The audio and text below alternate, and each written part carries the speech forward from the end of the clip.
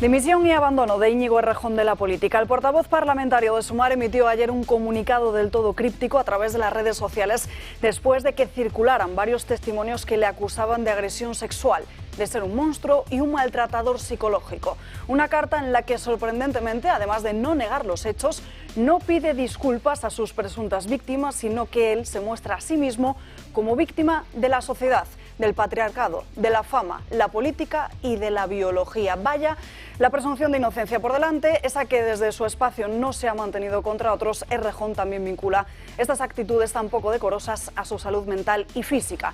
Una salud que también se habría visto mermada por el consumo de drogas, algo que acreditaría hoy el diario El Confidencial. La caricatura de esta historia es la de una izquierda que, según se dice y se rumorea, sabía y calló. Personas de este espectro político, tanto hombres como mujeres, políticos y periodistas, que habrían tenido conocimiento de todas las conductas inapropiadas del que fuera fundador de Podemos. Las preguntas que nos planteamos es desde cuándo lo sabían, cómo lo supieron y por qué lo ocultaron.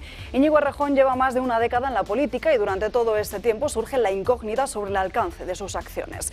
No hablamos solo de un comportamiento inmoral en lo privado, sino de la línea que separa la libertad personal del uso de la violencia. Si esto era un secreto a voces, ¿por qué nadie dijo nada antes? Tampoco podemos ignorar la posible vuelta de Pablo Iglesias a la escena política. Iglesias, quien en su día afirmó que azotaría a una periodista hasta hacerla sangrar, no fue reprimido por ello. ¿Dónde estaba entonces la coherencia del llamado feminismo? No la había entonces, no la ha habido en todo este tiempo y tampoco parece que la vaya a haber por su ya forzada superioridad moral de la izquierda. Rememoremos aquellas declaraciones de Iglesias sobre Ana Botella, acusándola de no estar preparada, de ser la esposa de y de depender de los amigos de su marido para su éxito. Sin embargo, el mismo Iglesias ensalzó a las mujeres de su entorno con las que mantuvo relaciones para luego hacerlas caer en desgracia. Las subió a los cielos para luego dejarlas caer al infierno. El caso más evidente es el de Irene Montero, su pareja y exministra de Igualdad, que impulsó la ley del solo sí es sí, por la que violadores y agresores sexuales han salido de prisión. Montero ha criminalizado a los hombres por el simple hecho de serlo y se ha mostrado selectiva en la defensa de las mujeres, en función de la nacionalidad del agresor. Así que lecciones y turra feminista de la izquierda, ni una. En este contexto estamos ante un problema en el que importan más las formas que el fondo, pero sin embargo esto va mucho más allá de Errejón o de Iglesias. No se trata solo de ideología o el feminismo caviar, sino de un tema que toca el alma, la forma en la que se concibe la vida. Esa superioridad moral ha derivado en unas formas en las que los vicios y los deseos personales están siempre por delante del bien común y de las personas que los rodean. Y en ese proceso las relaciones se vacían de amor y de respeto, quedando reducidas a simples actos de placer efímero. Así, lo que está en juego aquí es algo más que política, es la dignidad misma en la forma de vivir la vida. La cuestión de las relaciones sexuales y del amor, al final, nos lleva a una reflexión profunda, casi olvidada en estos días. Lejos de una mera pulsión, de unos momentos de placer fugaz, es un compromiso y una entrega con el otro. La banalización del sexo, separándolo del amor y del respeto, corrompe las relaciones entre las personas, atenta contra la propia persona y fulmina lo que nos hace humanos y no animales, que es la capacidad de entrega al completo con todo el sentido de trascendencia. Cuando las relaciones se limitan a la satisfacción inmediata, el alma misma se vacía porque el amor exige permanencia y lealtad. El amor no se consume, es algo que se vive y se preserva, precisamente porque tiene su base en lo eterno.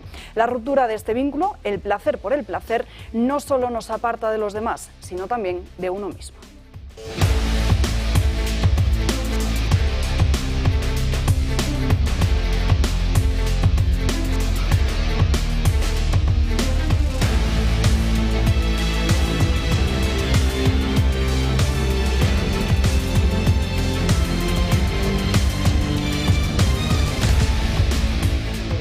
Muy buenos días, terminamos la semana en este viernes, día 25 de octubre, recordando que en el santoral del día de hoy celebramos San Frutos de Segovia. Muchísimos asuntos encima de la mesa, no solo tendremos que hablar largo y tendido de esa dimisión de Íñigo Errejón, no tanto en el plano judicial, serán los tribunales quienes decidan precisamente qué sucede en este sentido, sino también en sus consecuencias políticas, tanto para Sumar, que es partido de gobierno, como para el propio Ejecutivo en sí y toda esa superioridad moral de la izquierda. Pero esto no puede impedirnos tampoco que hablemos de la trama de corrupción. Hoy publica The Objective una exclusiva que es muy importante, y es que ese testimonio que hace apenas unos días recogían de forma anónima, que fue lo que propició esa denuncia del Partido Popular un tanto atropellada después de un domingo de urgencia, hoy aparecería ya en distintos informes. Enseguida se lo contaremos y tenemos muchísimos más asuntos interesantísimos de los que hablar, así que quédense con nosotros en estas próximas 2 horas, en las que saludamos, como siempre, el primer comentario de Josep María Francas. Muy buenos días. Muy buenos días, pero estoy en choque, no por lo que diré después. ¿Por qué de todo? Pues mira, por tu editorial, porque me ha parecido súper profundo, muy completo, y casi lo mejor que podía hacer es evitar decir lo que digo yo, que se parece a lo tuyo, pero bastante más barrio bajero, ¿eh? Porque el nivel es distinto, pero en fin. Yo quería decir parecido, ¿eh? O sea, yo quería comentar, ayer hice un vídeo de mi introducción, que lo titulé Cogiendo el rábano por las hojas, que es Pablo Iglesias ataca. Y creo que Pablo Iglesias ataca, y en eso coincidimos. Es decir, aquí detrás hay una mano, no porque el comportamiento del personaje del que se habla hoy lo haya provocado Pablo Iglesias, sino por el momento en que eso sale a la luz, cuando parece que 1000 personas en este país sabían esto, lo cual no dice nada a favor de la moralidad de los que lo sabían y callaron, es evidente, ¿no? A mí los comportamientos simiescos de Errejón o de su tía abuela me importan un carajo. Aunque no me creo eso que se dice que como los comportamientos personales son personales no afectan para nada. Eso para mí es mentira.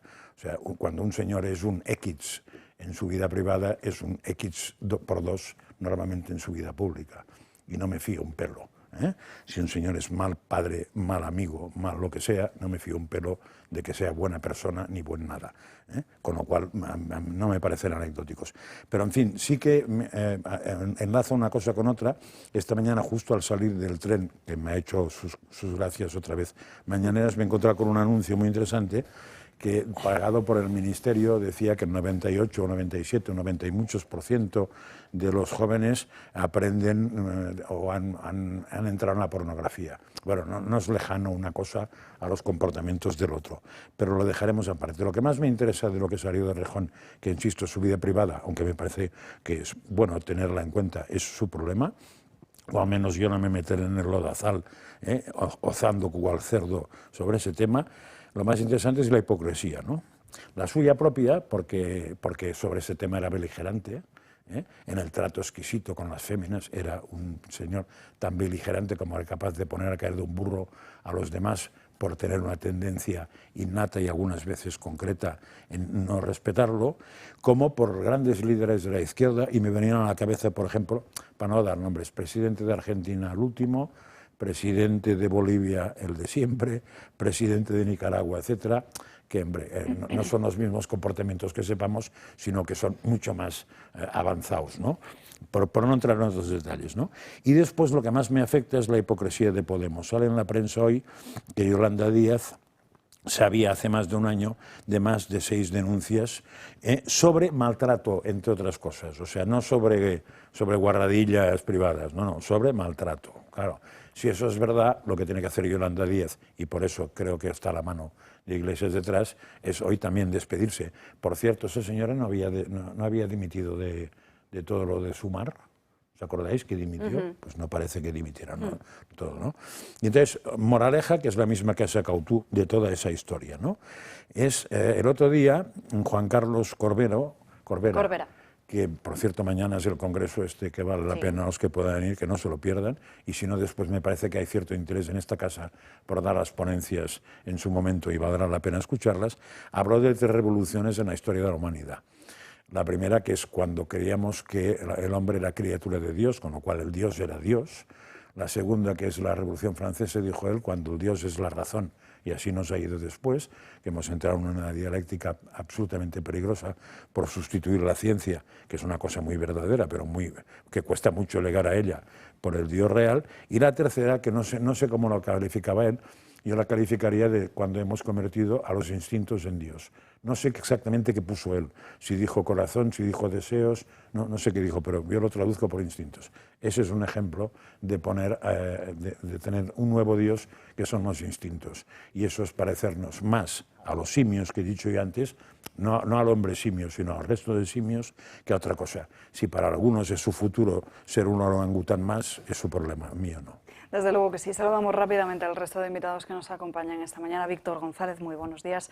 Un placer tenerte aquí. Muy buenos días. Pues yo primero darte la enhorabuena a ti por la editorial que nos has dedicado hoy, magistral, y qué importante y qué necesario es que específicamente las mujeres en los espacios públicos, en la sociedad civil, en el ámbito político y en los medios de comunicación transmitan ese mensaje de búsqueda del bien común y de una sociedad más virtuosa, ¿no? Que es lo que queremos de nuestros hijos, ¿no? Todos anhelamos que nuestros hijos sean mejores personas que nosotros y que cojan lo bueno que puedan ver en sus padres y nos perdonen las cosas que no son perfectas, ¿no? Y yo creo que eso nos ayuda y nos invita a construir una sociedad mejor. Yo no quiero entrar en el barrizal, como muy bien ha dicho Francas. Sí quiero decir qué curioso que estos movimientos de izquierda que exaltan ese feminismo radical, antihumano, antinatural, esté liderado por personas. En este caso habéis mencionado dos, Errejón y Pablo Iglesias, pero podríamos hablar de otros cuantos más, es largo y tendido, que desprecian y que utilizan de esa manera a la mujer, que además viene en línea con lo que ha pasado, por cierto, esta semana en Estrasburgo, que había una discusión extraordinaria, y yo creo que muy bueno que haya ocurrido sobre la defensa de la vida. Margarita de la Pisa se ha enfrentado o ha tenido que responder varias veces a Irene Montero y a una diputada socialista y a dos hombres. Y al final la pregunta es qué le pasa a estas mujeres que atacan la feminidad. Les parece que la fertilidad de la mujer pues, es algo malo, que la maternidad también es algo malo. Dice, ¿qué sociedad se construye cuando no se defiende lo más básico y no se respeta a la persona, como muy bien has hecho tú, que es sujeto de toda dignidad? Saludamos también en esta mesa a Antonio Burgueño. Muy buenos días. Buenos días. Pues solo sumarme a que me ha encantado tu editorial. Me ha encantado. Y desde una mujer me ha encantado mucho más. Muchas gracias. Pues agradezco vuestras palabras. Si os parece, empezamos con este asunto. Aunque intentemos evitar meternos en ese barrizal, sí que tenemos que analizar las consecuencias políticas. Los tribunales, por su parte, hablarán. En el día de ayer terminábamos en el programa y a los minutos, al mediodía, saltaba esa noticia que suponía un auténtico bombazo por la sorpresa de la misma, la dimisión de Íñigo Errejón a través de esta carta que publicaba en sus redes sociales, donde aseguraba que ese ritmo y el modo de vida en la primera línea de la política pues ha desgastado su propia salud física y su salud mental, también a su estructura afectiva y emocional, generando una subjetividad tóxica que en el caso de los hombres el patriarcado multiplica. Llevo tiempo, decía, trabajando en un proceso personal y de acompañamiento psicológico. Anuncio así mi dimisión. Pasaban 8 minutos después de las 3 en punto de la tarde cuando ya presentaban en el Congreso de los Diputados esa solicitud para abandonar su escaño, el escaño que le corresponde como diputado en el Congreso. Todo esto se producía después de que unas horas antes la periodista Cristina Fallarás recogiera y publicara a través de su cuenta de Instagram 2 testimonios. En esos testimonios anónimos, en los que no se dice el nombre, se hablaba pues de unos hechos relatando cómo el propio Íñigo Errejón habría tenido, más allá de comportamientos poco decorosos, sino que incluso se había sobrepasado, llegando a acusarle de agresor sexual y también de un maltratador psicológico. Esta misma mañana, esta misma tarde, había una actriz y periodista de televisión española, Elisa Mouliá, quien denunciaba públicamente a Errejón a través también de las redes sociales, e inmediatamente después se acudía a la comisaría a interponer una denuncia por unos hechos ocurridos durante el año 2021. Esa denuncia se ha filtrado, la hemos conocido esta misma mañana. El testimonio es aterrador, asegura que coincidieron en un evento, que ella le invitó a una fiesta privada en su vivienda, que en esa vivienda se intentó sobrepasar con ella en multitud de ocasiones o que incluso interpuso unas reglas un tanto extrañas, como que tenía que besarla al final de la noche o que no se separase de él más allá de unos 20 metros. En fin, vamos ya con la cuestión política, porque las reacciones no se hacían esperar. Estábamos todos expectantes de qué es lo que tenía que decir Sumar, la formación a la que pertenecía, la formación de la que era portavoz parlamentario en el propio Congreso, y emitían este comunicado asegurando que esta dimisión era el resultado de unas investigaciones internas realizadas hace apenas unos días. Si bien ahora es cierto que hemos conocido que la propia Yolanda Díaz lo habría conocido desde hace más de un año, incluso en la propia campaña electoral, y le habrían dado el toque a Íñigo Errejón para que acudiese a tener ayuda. Esa ayuda le habría ayudado en estos últimos meses, pero aún así esas actitudes no habrían cesado. La propia Yolanda Díaz habría tenido conocimiento de hasta varias denuncias por maltrato. La propia Yolanda Díaz le preguntaban ayer en rueda de prensa, después de haber publicado este tuit donde aseguraba que su compromiso era total contra el machismo y por una sociedad feminista firme y sin excepciones, lo definía. A todas las mujeres que han dado un paso adelante y han formulado las denuncias que han formulado, creo que no solamente hay que apoyarlas, que por supuesto, sino que hay que acompañarlas en todo lo que sea menester. También era sorprendente la reacción del propio presidente del Gobierno, de Pedro Sánchez. También lo hacía a través de X, antes Twitter, asegurando que el Gobierno trabajaba por una España feminista, pero lo que más sorprendía era esto: toda mi confianza para la vicepresidenta Yolanda Díaz y Sumar, una organización que ha hecho y está haciendo mucho por el progreso de las mujeres. Noelia Núñez, del Partido Popular, era quien salía a valorarlo. En nombre del Partido Popular quiero mostrar mi repulsa ante las que serían las verdaderas razones que han llevado a Íñigo Errejón a presentar su dimisión. Parece ser que era un secreto a voces en todos los ámbitos de la izquierda. Lo sabían, lo taparon, lo consintieron. Ahora entendemos que no le hicieran ministro en su momento, pero la señora Díaz sí le premió con la portavocía de su grupo parlamentario. Y entendemos a las mujeres que se sienten absolutamente defraudadas con estos tipos y con este tipo de política. Y es que parece que si el agresor es de izquierdas, todo se tapa, porque lo único que interesa es el poder. El partido de Santiago Abascal en Vox también reaccionaban de la forma que van a leer en sus pantallas. Errejón es ese que denunciaba los privilegios de la casta mientras él cobraba por no acudir a su puesto de trabajo en la Universidad de Málaga. Es ese que decía que en Venezuela se vivía bien porque se comía 3 veces al día, cuando la realidad es que a él lo financiaba Maduro. El propio Pablo Iglesias participaba ayer en un programa de televisión nocturno donde se le preguntaba por ello, sobre todo porque hay una hay una sospecha, que es que el propio Iglesias, en medio de un escenario en el que podría incluso tantear el volver a la primera línea política, podría ser quien habría forzado a que esto detonara mediáticamente. Preguntado por si conocía los hechos, parece que sí. De esto se hablaba, pero había muchas víctimas que no encontraban un espacio seguro para denunciar. Yo no tenía ni buena opinión personal ni política de Errejón, y hace más de 5 años que no hablamos ni compartimos entornos, pero fue mi amigo y no me alegro de que tenga un final tan siniestro como este. Pero lo primero son las víctimas.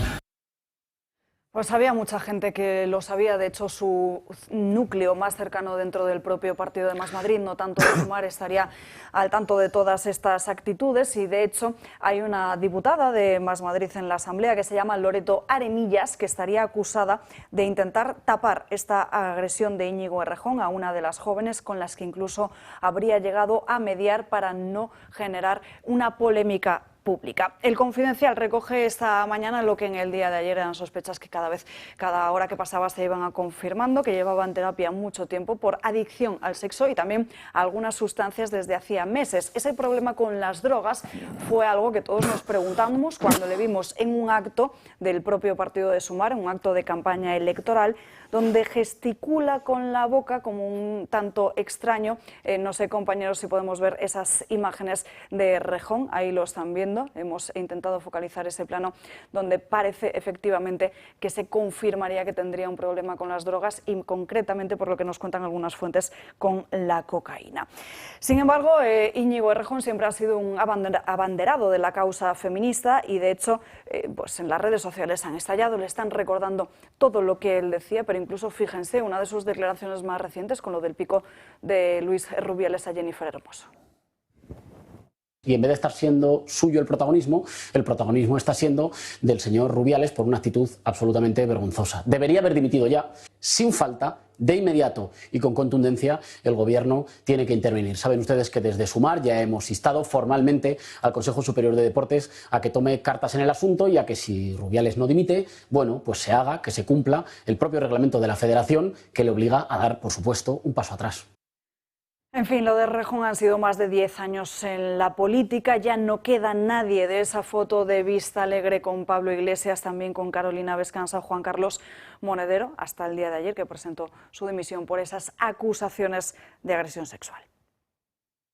Íñigo Errejón se ha despedido de forma abrupta de la política. Llegó hace 10 años de la mano de Pablo Iglesias y una fotografía en el Palacio Vistalegre es ya historia. Pero ahora todos los cofundadores de la formación morada están fuera de la política institucional. En el caso de Errejón, por graves acusaciones de violencia machista. En 2015 fue elegido diputado y Pablo Iglesias lo nombró portavoz en el Congreso. Años más tarde, en 2017, para arrebatar el liderazgo de Pablo Iglesias, se presentó al Congreso de la formación y tras su derrota, el partido lo destituyó como portavoz y fue reemplazado por Irene Montero. Su siguiente paso fue integrarse en Más Madrid y fundar Más País. El año pasado, en 2023, se pasa a Sumar y Yolanda Díaz le nombra portavoz parlamentario. Ahora se marcha, según él, por desgaste físico y emocional, mientras que Sumar investiga denuncias de acoso contra su persona. Una carrera política marcada por la ruptura con el partido que le vio nacer y también por los altercados en los que ha estado involucrado. En 2018, el entonces miembro de Podemos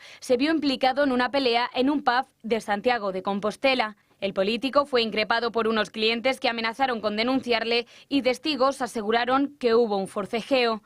Años más tarde, en 2021, cuando ya estaba en Más Madrid, fue acusado por un vecino del barrio de Lavapiés de darle una patada. Finalmente fue absuelto por la Audiencia Provincial de Madrid. Un adiós que puede tener consecuencias para el feminismo español, dado que Errejón siempre ha abrazado esta causa y ha formado parte de partidos cuya máxima es rechazar cualquier tipo de violencia contra la mujer y el derecho a su libertad sexual. Ahora, el que fue la mano derecha de Pablo Iglesias y portavoz de la formación de Yolanda Díaz está acusado de acoso sexual. Y hace apenas unos minutos acaba de terminar una rueda de prensa de Ángel Víctor Torres después de que el presidente del Gobierno esté inmerso en una ronda de encuentros con los diferentes presidentes autonómicos. Hoy le toca a las dos dirigentes del Partido Popular. Torres asegura, preguntado por los periodistas, que la preocupación que tienen es por las víctimas. Le han preguntado incluso en reiteradas ocasiones sobre si Yolanda Díaz lo sabía o no y no ha contestado sobre este asunto. De hecho, para esta misma mañana estaba prevista una rueda de prensa de Sumar que se ha cancelado sin ningún tipo de explicación, aunque sí que es cierto que esta tarde la propia Yolanda Díaz tiene diferentes entrevistas pactadas a partir de las 6:30. Sea como sea, la pregunta, Marín Vallejo, muy buenos días, es ¿qué sabía Yolanda Díaz, desde cuándo y si le llegó a tapar? Muy buenos días, Salva. Pues esa es la pregunta que nos hacemos todos. Íñigo Errejón dimitió ayer y anunció que abandonaba la primera línea política. En su carta no hizo ningún tipo de alusión a las acusaciones de abuso sexual y maltrato psicológico que pesan sobre él y tampoco se refería a esas presuntas víctimas. Un silencio que comparte con Yolanda Díaz. Poco a poco vamos conociendo más información sobre este grave caso, pero a todos nos surge esa pregunta. ¿Lo sabía Sumar? ¿Lo sabía Yolanda Díaz? Pues parece que sí. Según apuntan varios medios, tanto Yolanda Díaz como la dirección del partido conocían estas acusaciones desde hace más de un año. Casos similares a los que ahora se están publicando de al menos 5 mujeres. ¿Y qué hicieron? Pues tras las elecciones del pasado 23 de julio y conociendo todo esto, Yolanda Díaz decidió no darle ningún ministerio a Errejón. Todo debido a esas acusaciones. No le dio ninguna cartera, pero sí la portavocía de Sumar en el Congreso. Parece que lo sabía y lo ocultó, algo que parece que no es ninguna novedad para ella. En un debate electoral por los comicios celebrados el año pasado, fue el presidente de Vox, Santiago Abascal, el que le preguntó por Romiro Santalices, ex asesor de Yolanda Díaz durante su etapa en el Parlamento gallego. ¿Por qué no habla usted de quién es Ramiro Santaelices? ¿Usted sabe quién es Ramiro Santaelices? Explique que era un asesor suyo, que fue denunciado por pederastia. Interpuse yo la denuncia. Señora Abascal, interpuso yo la denuncia, señora Abascal. Usted lo encubrió durante 2 años, echó a los que le habían denunciado. Abascal, y además, después de aquella denuncia, que se sabe que usted la encubrió. Señora Abascal, denuncié yo esos hechos. No es verdad. Está un pederasta mintiendo. que trabajaba para usted y después de que unos compañeros le denunciaran, usted lo nombró. El 3 de octubre del año 2017, el Juzgado de lo Penal número 3 de La Coruña condenó a Ramiro Santaelices a 1 año de prisión como autor de un delito de posesión de pornografía infantil. Años antes, 2 militantes de Izquierda Unida le pillaron consumiendo este tipo de pornografía en uno de los ordenadores de la sede. Se lo comunicaron entonces a Yolanda Díaz y ella se negó a denunciarle, asegurando que debía ser solo un virus. Más tarde, los 2 militantes que denunciaron los hechos fueron expulsados del partido, o sea que no solo no lo expulsó, sino que lo encubrió. Gracias, Marín. Y esto es quizás una de las cuestiones más graves de todo este asunto. Ya no solo estaríamos hablando de compañeros de profesión, atención, periodistas que conocían de las andanzas de Íñigo Errejón, sino compañeros de partido, la propia vicepresidenta del Gobierno encubriendo a un maltratador, si así se confirma. Sí, por cierto, una cosa que me pregunté yo ayer, no tiene nada que ver, pero ¿qué hacía Yolanda Díaz en Colombia? Una pregunta que, porque lo dieron por supuesto que está en Colombia, pues no es tan normal estar en Colombia, pero en fin, no por estar en Colombia en concreto, sino porque... Es por un acto en el que participaba Petro, cuyo nombre exacto hay que ir no a recuerdo. actos de Petro, es interesante esto, ¿no? Pero en fin, yo ya antes he hablado de hipocresía y no he puesto datos porque me sonaban, pero no los tenía apuntados, ¿no?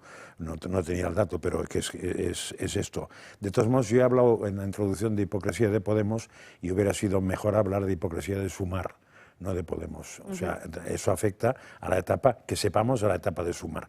Bueno, también del propio Podemos, porque si todo el mundo, y esto era un secreto a voces y todo el mundo lo sabía... Hombre, y me extrañaría que Errejón hubiera cambiado de manera de tratar al resto, al otro género, a partir de estar en Sumar y no cuando estaba en Podemos, porque en general la gente empeora, pero no cambia mucho, ¿no? De todos modos... Lo que sí me parece interesante es la carta de Errejón, es muy interesante eso cuando yo lo que dice me parece muy bien, excepto cuando pone la excusa en el patriarcado, que eso es una manera, supongo, de que debe estar aún afectado por la subjetividad tóxica para decir esto. Porque claro, eso de pasarle el muerto de la culpabilidad al otro es muy interesante. Lo hace continuamente el gobierno desde hace tiempo, pero en fin, no deja de ser bastante, ¿cómo diría yo? No lo digo porque me saldrá un taco gordo. Por este otro lado. Bueno, fíjate, yo quiero empezar por la parte humana y creo que es una noticia, bueno, antes hablamos de la dignidad de la persona, que el propio Íñigo Errejón, sepamos ahora mismo que está en un tratamiento para perder la adicción al sexo y a las drogas, si he entendido bien, pues me parece que es algo bueno y le deseo una recuperación y que salga adelante y que se recupere como ser humano. Y luego hay una parte absolutamente preocupante que tú le has puesto, que las personas de su entorno tuviesen conocimiento de esto, que sus compañeras de partido tuviesen conocimiento de esto, que la responsable máxima del partido tuviera conocimiento de esto, como ha tenido en el caso de pederastia que Santiago sacó y denunció en su momento, porque era, vamos a decir, público y notorio, que no tenga consecuencias de un partido que dice que no existe una denuncia falsa, que lo que existe es una derecha que quiere atacar a las mujeres, que será la posición oficial del partido. Y sí, entonces, sí, yo te creo. ¿Te acuerdas de esa frase? Sí, yo te creo. Entonces, eso habla muy mal y nos pone una vez más las mentiras constantes de los políticos de izquierda, esa hipocresía. Y después, que esta persona, yo lo que echo de menos, y me alegro, como he dicho antes, del proceso de desintoxicación y de adicción en el que está Íñigo Errejón, y le deseo lo mejor, falta la carta asumiendo lo que ha hecho y pidiendo perdón a sus víctimas. Eso es lo que yo he hecho menos. Cuando uno es consciente de que ha hecho algo mal, tiene que andar, lo primero que tiene que hacer, yo creo, que es lo que me dictaría a mí, en mi caso, perdonadme, mi conciencia, es pedir perdón a aquellas personas que creo que he hecho daño, ¿no? Dice, oye, siento esto, soy consciente y bueno, voy a intentar, tengo estas adicciones, perdóname, pues si te he usado, si te he maltratado, si tal, y les quiero pedir perdón, privada o públicamente, pero hacerlo. Y en esa carta hablaría mucho mejor de Íñigo Errejón si hubiese pedido perdón a las víctimas, que no hace falta nombrarlas porque probablemente algunas de ellas probablemente no quieren estar en la conversación pública. Esa parte. Pero bueno, por lo tanto... Es una carta excusa, ¿eh? Es una carta que necesita profundizar en su proceso de desintoxicación. Está claro, ¿no? Porque quizás parece también una especie de adelanto a lo que se le puede venir también judicialmente. Bueno, pero yo me adelantaría y yo digo, oye, pues ya asúmelo, una roja y no 100 colorado, lo siento, lo he hecho muy mal, tengo esto, os pido perdón y lo quiero hacer aquí públicamente a todas y cada una, os llamaré privadamente, a lo mejor algunas de ellas no quieren hablar con él, dice, pero lo hago aquí y quiero decir, efectivamente, yo tengo un problema, llevo un tiempo tratándome para intentar superar pues estos vicios, cuando hablábamos vicios y virtudes, muy mal de esa organización política, muy mal. Eso quiere decir, por ejemplo, perdonadme, Pedro Sánchez por lo menos tiene una mujer y 2 hijas, ¿no? Y hasta que sepamos el momento ahí esa cosa bien, pero está claro que el PSOE es mal y todo lo que está a la izquierda del PSOE peor. Y cuando decimos, que muchas veces lo hemos dicho también en este programa, que la política, de verdad, es lo que palpas casi físicamente, ya no se ha convertido en una batalla de ideas y tal, sino que es una batalla, que es lo que veo yo en estos tiempos que estamos viviendo, entre el bien y el mal. Y esto es una muestra clara de lo que es. O sea, ese partido está podrido. Esa manera de actuar, esas señoras cómo han podido permitirse algo, habla de un sistema podrido. Y son los que están gobernando España. Entonces, ante eso nosotros tenemos la obligación en nuestro ámbito de combatirlo, porque es algo mucho más sencillo, entre el bien y el mal. Y lo que ha ocurrido ahí es el mal. Ya recuerdo cuando pedimos nosotros en el Congreso de los Diputados, que a la gente se le ha olvidado, porque veíamos a unas cuantas de sus señorías que venían en estados de exaltación, que por qué no hacíamos un test de estos de alcoholemia y de drogas, y salieron todos los de la izquierda. Ya entiendo alguna de las reacciones que son una invasión a la privacidad de los diputados, ¿no? Pues sabemos ahora que efectivamente era una invasión peligrosísima. ¿Alguna privacidad? De alguna privacidad en concreto. Lo de Pedro, un segundo, lo de Pedro Sánchez, ¿qué pasa? Que habla de Susana, de Yolanda Díaz, indica que él mismo se da cuenta de quién está detrás de la maniobra temporal y está intentando defender a la que tiene que caer por eso. Bueno, es que su posición, ella tiene que dimitir. Claro. Si esto es verdad, por eso. De acuerdo a ella está obligada a presentar. Pero fíjate lo que le preocupa a Pedro Sánchez. Si Pedro Sánchez también lo conocía y también lo ha permitido, también debería dimitir. Pero costará esto es una retahíla. Esto costará más. Y eso tiene unas consecuencias. Más Madrid sin la figura premérita de Íñigo Errejón, yo creo que desaparece. O sea, se disuelve como un azucarillo. No sé, esto se reinventará en una nueva forma, pero ¿quién está ahí para sustituir esa portavocía? Por cierto, 102.000 euros anual cobraba por ser portavoz. 102.000 euros. Un señor que debería estar haciendo tratamiento, por lo que sabemos todos, desde hace tiempo o en otro lugar. Esto es una vergüenza. Antonio. Bueno, yo creo que entre todos habéis dicho que efectivamente, lo ha dicho José María muy claramente, que para presentarse a unas elecciones, para ser político y dar un paso adelante ante los ciudadanos, uno se tiene que mirar al espejo de si está en condiciones de ir para robar, ir para mentir, ir... Esto es la primera palabra que espera el ciudadano de aquel que se dedica a la política. Y ahora, yo voy a lamentar seriamente, una vez más, porque dado mis años, yo he visto caer los gobiernos, y caen los gobiernos, y suceden los gobiernos uno tras otro. No me agobia el mal gobierno que estamos teniendo. Lo que me agobia es que no caen las ideas.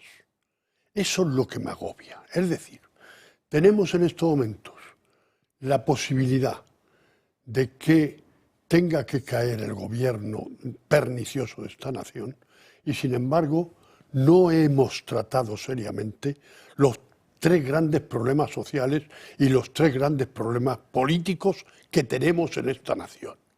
Van a salir por corruptos y no por ineptos políticamente. O sea, tenemos 3 problemas sociales, como son la vivienda, como la sanidad y como son las pensiones. Tenemos 3 problemas políticos, como es la solución al chantaje de que aquel político que está en minoría pero se quiere diferenciar nos puede chantajear hasta llegar a la independencia. Nos chantajea el modelo del Estado, nos chantajea el que la situación actual de crisis europea y de inmigración, como 3 problemas políticos, no los vamos a solucionar y nos vamos a ir a otros gobiernos por la corrupción. Esto es gravísimo. Ahora, si os parece, entramos un poco más en profundidad en lo que está diciendo Antonio. Una valoración muy rápida, noticia de última hora, porque Mónica García acaba de pronunciarse, asegura que todo lo que están conociendo en las últimas horas es horroroso y demoledor, que desgraciadamente no han sabido hacer lo suficiente y que no tiene palabras suficientes para expresar su profundo pesar, su preocupación y apoyo a todas las víctimas. En fin, por cierto, Santiago Martín Barajas, es que lo de Íñigo Errejón no es lo del único que ha tenido que dimitir en las últimas horas por acusaciones de agresión sexual. También Santiago Martín Barajas, fundador de Ecologistas en Acción, que ha abandonado la organización, y la ONG ha indicado que va a abrir una investigación interna. Vamos a irnos unos minutos hasta Valencia, que me están esperando desde hace ya un ratillo, tanto Juanma Badenas como Cecilia Herrero de Vox en el Ayuntamiento de Valencia. Muy buenas tardes a los dos. Hola, buenas tardes. Hola, buenas tardes, Alba. Bueno, en los últimos días hemos conocido cómo la Fiscalía Provincial de Valencia ha presentado una denuncia por un presunto delito de odio en unas declaraciones del pasado mes de julio. No sé cómo han recibido esta noticia. Como lo he recibido, pues como lo que creemos que es una persecución ideológica. El delito de odio es un delito ideológico. Es un delito que lo que trata de buscar es el silencio, acallar a las personas que no piensan correctamente. No es un delito en donde se trata de que ha habido una persona que es víctima porque ha sufrido una ofensa por parte de otra, sino que se habla abstractamente de que un grupo ha recibido una ofensa y, por tanto, la persona que ha manifestado libremente su opinión merece un castigo por no pensar correctamente. Entonces, la concejal Herrero y yo estamos en este momento sufriendo una persecución ideológica, además por parte de una fiscal que en su momento fue propuesta por las Cortes Valencianas en el año 2017 por el Grupo Compromís, por el Grupo Socialista y por Podemos para que fuera magistrada del Tribunal Constitucional. Es decir, se trataba de crear una nueva Pumpido o algo parecido. Entonces, estas personas que deberían ejercer su función con objetividad no hacen eso, como corresponde al Ministerio Fiscal, según dice la ley y según dice su propio estatuto, sino que utilizan la institución de la Fiscalía para tratar de perseguir a los que no pensamos correctamente, porque ellos tienen una soberbia moral y por ese motivo consideran que ellos están en el pensamiento correcto y los demás estamos en el lado incorrecto de la política. Y entonces, por ser de Vox y por tener una determinada ideología, a partir de ese momento se utilizan los instrumentos del Estado contra ti. ¿Qué es lo que dice exactamente la Fiscalía? Porque lo que aparece publicado en los medios de comunicación es un batiburrillo de ideas. Por un lado se habla de que se atribuyó un asesinato a un inmigrante cuando no era un inmigrante, pero no solo se habla de eso, aunque sea lo que más se destaque. Se habla también de otros muchos comentarios donde se defiende, por ejemplo, la propia seguridad de los valencianos frente a esa inmigración ilegal. Sí, exactamente lo que sucedió fue que el día 30 de julio hubo un asesinato en Valencia donde un ciudadano fue degollado en un puente, en uno de los barrios de las afueras de la ciudad, cerca del puerto. Y diversos medios de comunicación, entre ellos el diario Las Provincias y Es Diario, por citar 2 de los 4 o 5 que lo hicieron, dijeron que, según testigos oculares, entre ellos un policía de Paisano, la persona que había realizado la acción asesinando a un ciudadano valenciano era de origen magrebí. Entonces, yo al día siguiente condené el execrable crimen que se había producido y dije simplemente que si esta persona no hubiera estado en España, considerando la información que había salido en los medios de comunicación, aquel ciudadano valenciano seguramente habría podido mantener su vida. Y a partir de ese momento se dirige la acción de la Fiscalía a través de unas diligencias de investigación durante 4 meses donde no se nos ha dado ningún traslado, donde han sido los medios de comunicación los que decían lo que estaba pasando, con una situación de indefensión completa. También en la concejal Herrero, por otro tipo de motivos, durante casi 6 meses, han estado realizando todas estas actividades y cuando hemos presentado un escrito ante la Fiscalía pidiendo que se aclarase lo que los medios de comunicación estaban diciendo de si estábamos siendo investigados o no investigados con absoluta indefensión, entonces la respuesta que hemos tenido ayer es que se presentan sendas denuncias ante los juzgados contra la concejal Herrero por otro tipo de motivos que sucedieron mucho tiempo antes, pero qué casualidad que en el mismo día se acumulan las dos denuncias y se presentan por parte de la misma fiscal que es jefa de la sección de odio de la Fiscalía de Valencia contra la concejal Herrero y contra mí mismo. Efectivamente, en mi caso, desde el mes de abril se supone, porque yo toda la noticia que tengo de este asunto es a través de la prensa. Yo lo que he leído en la prensa, a mí jamás nadie me ha dado traslado de nada. El pasado día 11 presentamos un escrito en la Fiscalía para tener la efectiva certeza de que así era, que efectivamente había diligencias y saber qué diligencias se estaban practicando. Y la respuesta ha sido, pues como lo ha señalado Juanma, que la denuncia a los dos, lo mío desde hace 5 meses y a Juanma desde hace 3 meses, y las dos el mismo día, anunciadas con el mismo bombo y platillo. Y también quiero señalar que todo el hostigamiento y la persecución que estamos sufriendo, no solamente los cargos de Vox, sino todos los afiliados y simpatizantes del partido, llevan a que se produzcan amenazas. De hecho, hoy he recibido que un juzgado ha abierto unas diligencias de investigación donde yo soy la víctima de amenazas. Y la Fiscalía, en lugar de estar apoyándome a mí, a una mujer que está sufriendo amenazas terribles, está pues a otras cosas, persiguiendo durante 5 meses no sé qué, porque ella, más allá de leerse cada día los tweets que yo haya podido publicar, no sé qué otro tipo de diligencias, porque desde luego no se nos ha dado traslado de nada. Pero no nos van a callar, ¿eh? A los de Vox no nos van a callar. Y no tenemos miedo. Y eso es lo que queremos transmitir también al resto de personas que tienen una determinada ideología que no es ni incorrecta, ni más correcta, ni menos correcta que otras. Cada uno tiene su libertad ideológica de pensamiento y sobre todo la libertad de expresión. Y lo que pretenden con estas acciones, creo, es callarnos, amordazarnos y que no podamos expresarnos en libertad. Hoy en la Junta de Gobierno, la alcaldesa de Valencia y los restantes miembros de esa Junta han mostrado el apoyo a las dos personas que estamos aquí, a los dos concejales que formamos de la misma parte de la Junta de Gobierno, que somos de Vox, porque consideran que estos son delitos ideológicos. El delito de odio no es un delito que trate de preservar especialmente la protección de las personas. Lo que trata es de perseguir a aquellos que no piensan correctamente. Pues Cecilia Herrero, Juanma Badenas, muchísimas gracias a los dos. No tenemos tiempo para más. Estaremos muy pendientes de todo lo que va sucediendo. Gracias por atendernos en esta mañana aquí en Dando Caña. Un placer. A vosotros. Gracias. Hasta pronto. Nos vamos a ir rápidamente a la primera pausa de publicidad y a la vuelta os dejo tiempo para hablar de lo que queráis. Enseguida volvemos.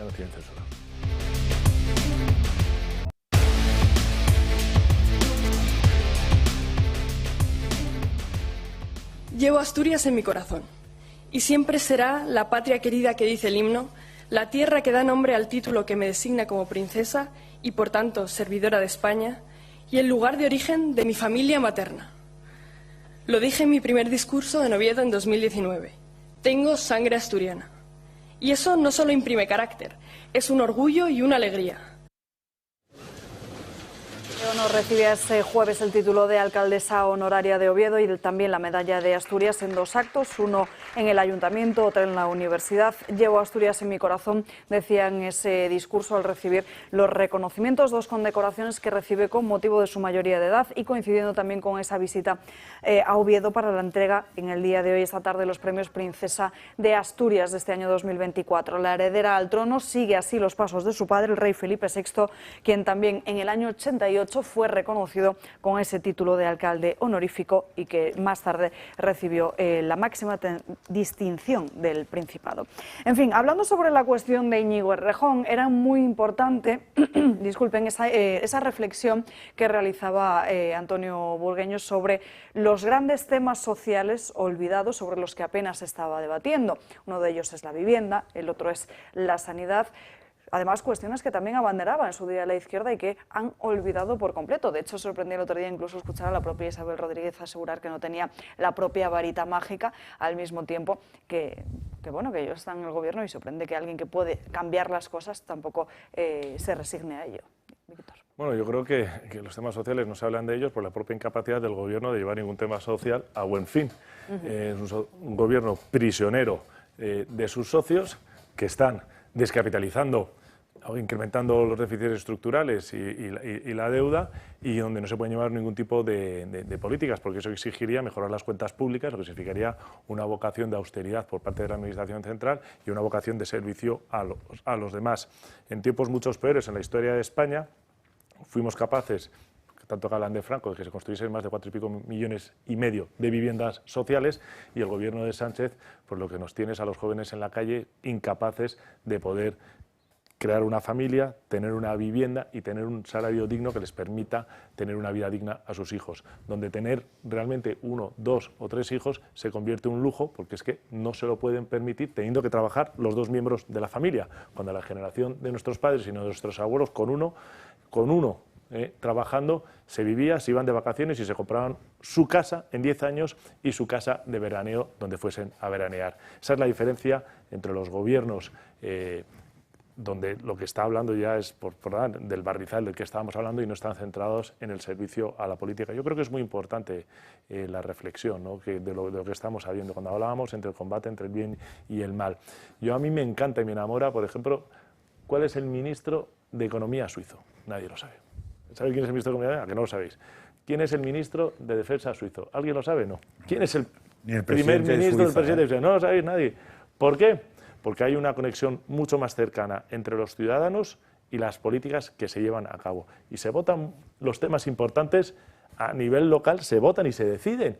Y ahí hay un pasar por la política, todo el mundo desde el sector privado, no existe el político profesional, lo cual yo creo que envicia en sí el propio sistema, y lo que hay es gente que decide sobre las cosas y son consecuentes, sabiendo que algunas cosas, y de hoy queremos más sanidad, eso cuesta dinero y por lo tanto tenemos que estar dispuestos a pagar más impuestos.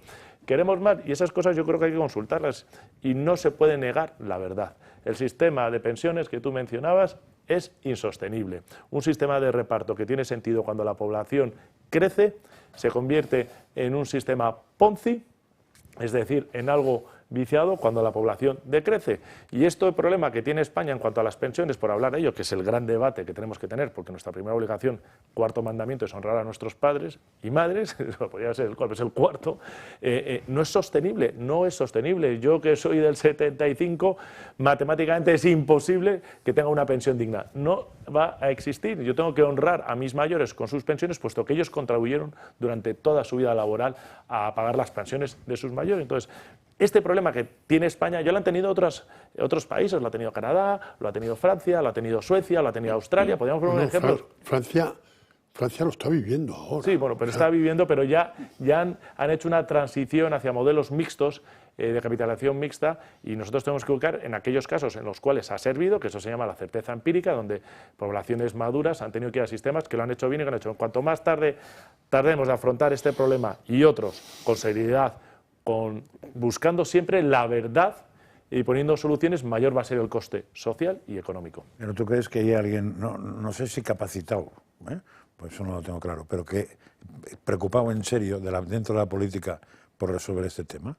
O sea, toda la sensación que da es que ven perfectamente que el tema va a explotar, y la única esperanza que tienen es que explote al que viene detrás. Pero porque tenemos políticos profesionales que no buscan la verdad de las cosas, que yo creo que es lo que hay que hacerlo. O sea, no hay que tratar a los españoles como menores de edad e irresponsables, hay que darles las cifras, hay que explicarlas y decir, oye, esto es lo que hay. Si decir la verdad te cuesta el puesto político, pues ya has hecho tu labor. Las batallas hay que darlas y luego que Dios decida quién gana. Pero incluso hay maneras de hacerlo. Está aquí Antonio, puede hablar de que la sanidad se reunió una comisión de gente y lo que evalúa la comisión, el político lo puede asumir o no, pero ya no es una decisión suya. En eso se puede reunir a gente que en España hay, que sabe perfectamente bien cómo funciona, cómo no funciona y sobre todo cómo ha funcionado en otros sitios. Hacer una propuesta y el político ya no es un problema que lo decida, porque además en teoría había un pacto de Toledo donde estaban todos de acuerdo en no usar eso como conflicto. El pacto de Toledo no ha servido absolutamente, perdóname, para nada, solo para parchear y para que los miembros de esa comisión cobren eran 1.000 y pico euros más. Ya, pero como estaba previsto que se pusieran de acuerdo para no meter en el saco de la batalla política el tema de las pensiones, sería muy fácil, si quisieran, si tuviéramos políticos y no porquería, si quisieran que una comisión de expertos hiciera una propuesta y el Pacto de Toledo estudiara la propuesta y dejando la ideología aparte buscara cómo solucionar el tema todos, con lo cual no tendría coste político para nadie, que es lo que se hizo después del famoso debate de González Aznar, donde le echa en cara, se inventa el tema de las pensiones y pierde las elecciones. Que ahí, a partir de ahí es donde nace el tema de no vamos a usar políticamente las pensiones, con lo cual no tendría que tener ningún compromiso eso, no es y con eso, con tantos otros... A mí lo que me deja, con perdón, acojonado, y he estado en política, es que cuando estuve en política nos dedicamos, algunos de los que estábamos, concretamente con Julio, buscamos una asesora que nos pagábamos de nuestro propio bolsillo para que buscara exactamente los sectores de los que llevábamos qué opinaban. Pues claro, ¿quién coño soy yo para opinar sobre industria? Pues sí. Entonces cogíamos y nos ponían reuniones con todos los sectores, no con el lado derecho, no, con todo el sector, para saber qué opinaban. Pero es que me parecía de sentido común. Entonces, cuando ahora yo pregunto a sectores, no voy a los típicos de patronal y tal, no, sectores, 1000 sectores, hace meses, por no decir años, por no decir legislaturas, que ningún puñetero político se ha acercado para preguntarles qué les pasa. Nadie. Con lo cual, los tíos que tienen el problema y por tanto tienen la posible solución, y en muchos casos son gente que conoce de su gremio, gente de otros países, sabe que funciona, que no funciona, no son preguntados, son ignorados y ni siquiera recibidos por una clase política que es ponerle caca, mierda o lo que queráis, pero no tiene otro nombre. Yo estoy totalmente de acuerdo con lo que acabas de decir, O sea, yo creo que en España existen asociaciones y expertos que llevan un montón de años denunciando los problemas de sus sectores, que tienen información histórica acumulada y certezas enormes, pero desafortunadamente coincido contigo de que la clase política vive apartada de lo que es la realidad social y económica de este país, y lo estamos viendo. Yo te pongo un ejemplo, que en el caso de vamos primero de las pensiones y luego hablamos de la sanidad. En el caso de las pensiones, el Partido Popular aprobó una serie de medidas cuando estaba en el gobierno que eran buenas, se ha demostrado que eran relativamente buenas. Llegó el gobierno de Sánchez y el primer debate que hubo en la legislación del año 2019 votó en contra del Partido Popular de su propio programa, que se había demostrado que estaba funcionando, y lo mismo pasó con los hospitales de gestión mixta o de gestión privada, que había, por poner un ejemplo, en Valencia, donde el paciente estaba más contento, el personal que trabajaba, médicos, auxiliares, estaban más contentos, que costaba menor dinero, y van y lo cierran. Dice, pero ¿cómo puede ser que cierren estos? ¿Pero cómo puede ser que cierren estos? Cuesta menos. Yo, que soy el utilitario, estoy más contento porque me dan mejor servicio de lo que me dan en un hospital gestionado. El hospital es público, pero esto está gestionado por la comunidad autónoma y esto está gestionado privado. Cuesta menos dinero. Y los médicos y el entorno, todas las personas que trabajan ahí, están más contentas también. Y vamos y lo cerramos por la demagogia política. Y eso el Partido Popular, en vez de oponerse, va y lo apoya. Dices, pues yo lo siento. La única razón, y esto nos lleva a lo punto, es que hemos perdido la búsqueda de la verdad y de lo virtuoso, y estamos en el interés político que me permite continuar, porque no quiero atacar verdaderamente los problemas.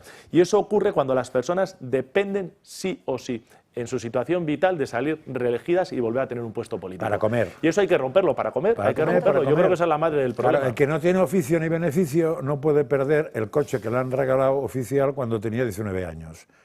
Porque muchos han empezado probablemente antes. Es más, muchos ni han acabado la carrera, porque empezaron con muy buena intención, pero se encontraron que era perder el tiempo, dedicarle 4 horas a clase y estudiar, cuando tienes un sueldo de semidirector general con no sé qué, con cochecito y prebenditas, y no te cuento si además tienes lo que le pasa a Errejón, que es más gente a tu servicio. Es la pera. O sea, está claro que estamos creando una casta de inútiles. Y que permanecen en el poder. No, estamos creando, existe sí. Y existe y se ha consolidado. Sí, y hay que romperla. Antonio. Está claro. Sí. Pero estamos ahí, Víctor. Sí. Estamos en que con una enorme intensidad estás abriendo la prensa y estás viendo que cada día hay un caso de corrupción. Y hay un caso de corrupción como es el de Errejón, por otras razones que no sean dinerarias, que también son diferentes. Bien. Pero con eso ya creemos que podemos tener esperanzas y expectativas de cambiar el político, de cambiar al político. Bien, pero mientras tanto tenemos a partidos que están gobernando, por ejemplo, en estos temas sociales, como habéis dicho muy bien, recaen en los gobiernos autonómicos. El Partido Popular tiene 12 autonomías en los que tiene que decir algo sobre lo que pasa en la sanidad y lo único que estamos viendo es que nos estamos felicitando porque está cayendo el partido en el poder del Estado. Y esto es muy grave porque va a caer, pero ¿y lo que viene? ¿Sabemos resolver los grandes problemas que tenemos? Lo estáis diciendo, ya tendrían que estar formándose y diciendo a la sociedad cuáles son las soluciones de estos temas, que no nos los dicen. Yo creo que esa labor pedagógica de la que tú hablas es absolutamente necesaria. En el primer programa económico que lanzamos en el año 2019, que eran 120 y tantas páginas, 60 de ellas es pedagógica. Aquellas cosas que no habían funcionado y por qué no funcionaban y por qué las que se proponían sí funcionaban. Desafortunadamente, uno no puede aspirar y yo creo que esta conquista, esta lucha, empieza por uno mismo. Tenemos que exigirnos a nosotros mismos ser mejor de lo que somos, ser más virtuosos e intentar en nuestro ámbito de acción, todos, no perder la esperanza y pedir y ayudar a que en las cosas que hagamos se hagan mejor. Y si eso lo hacemos, cambiaremos el país. Las cosas que estamos viendo de un sistema podrido tienen fecha de caducidad y es importante que haya gente que está en la puesta de salida preparada para venir a ayudar a España, que bien que lo necesita. Nos vamos a ir a una brevísima pausa de publicidad. A la vuelta hablamos de sanidad y de unos datos que son del todo preocupantes en nuestro país. Se lo contamos a la vuelta.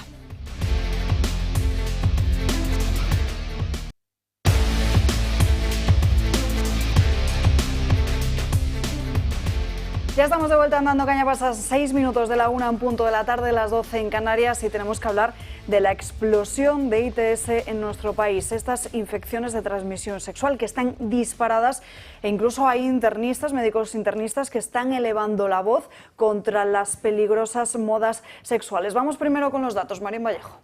Sí, Alba, las infecciones de transmisión sexual siguen disparadas en nuestro país, sobre todo en hombres jóvenes.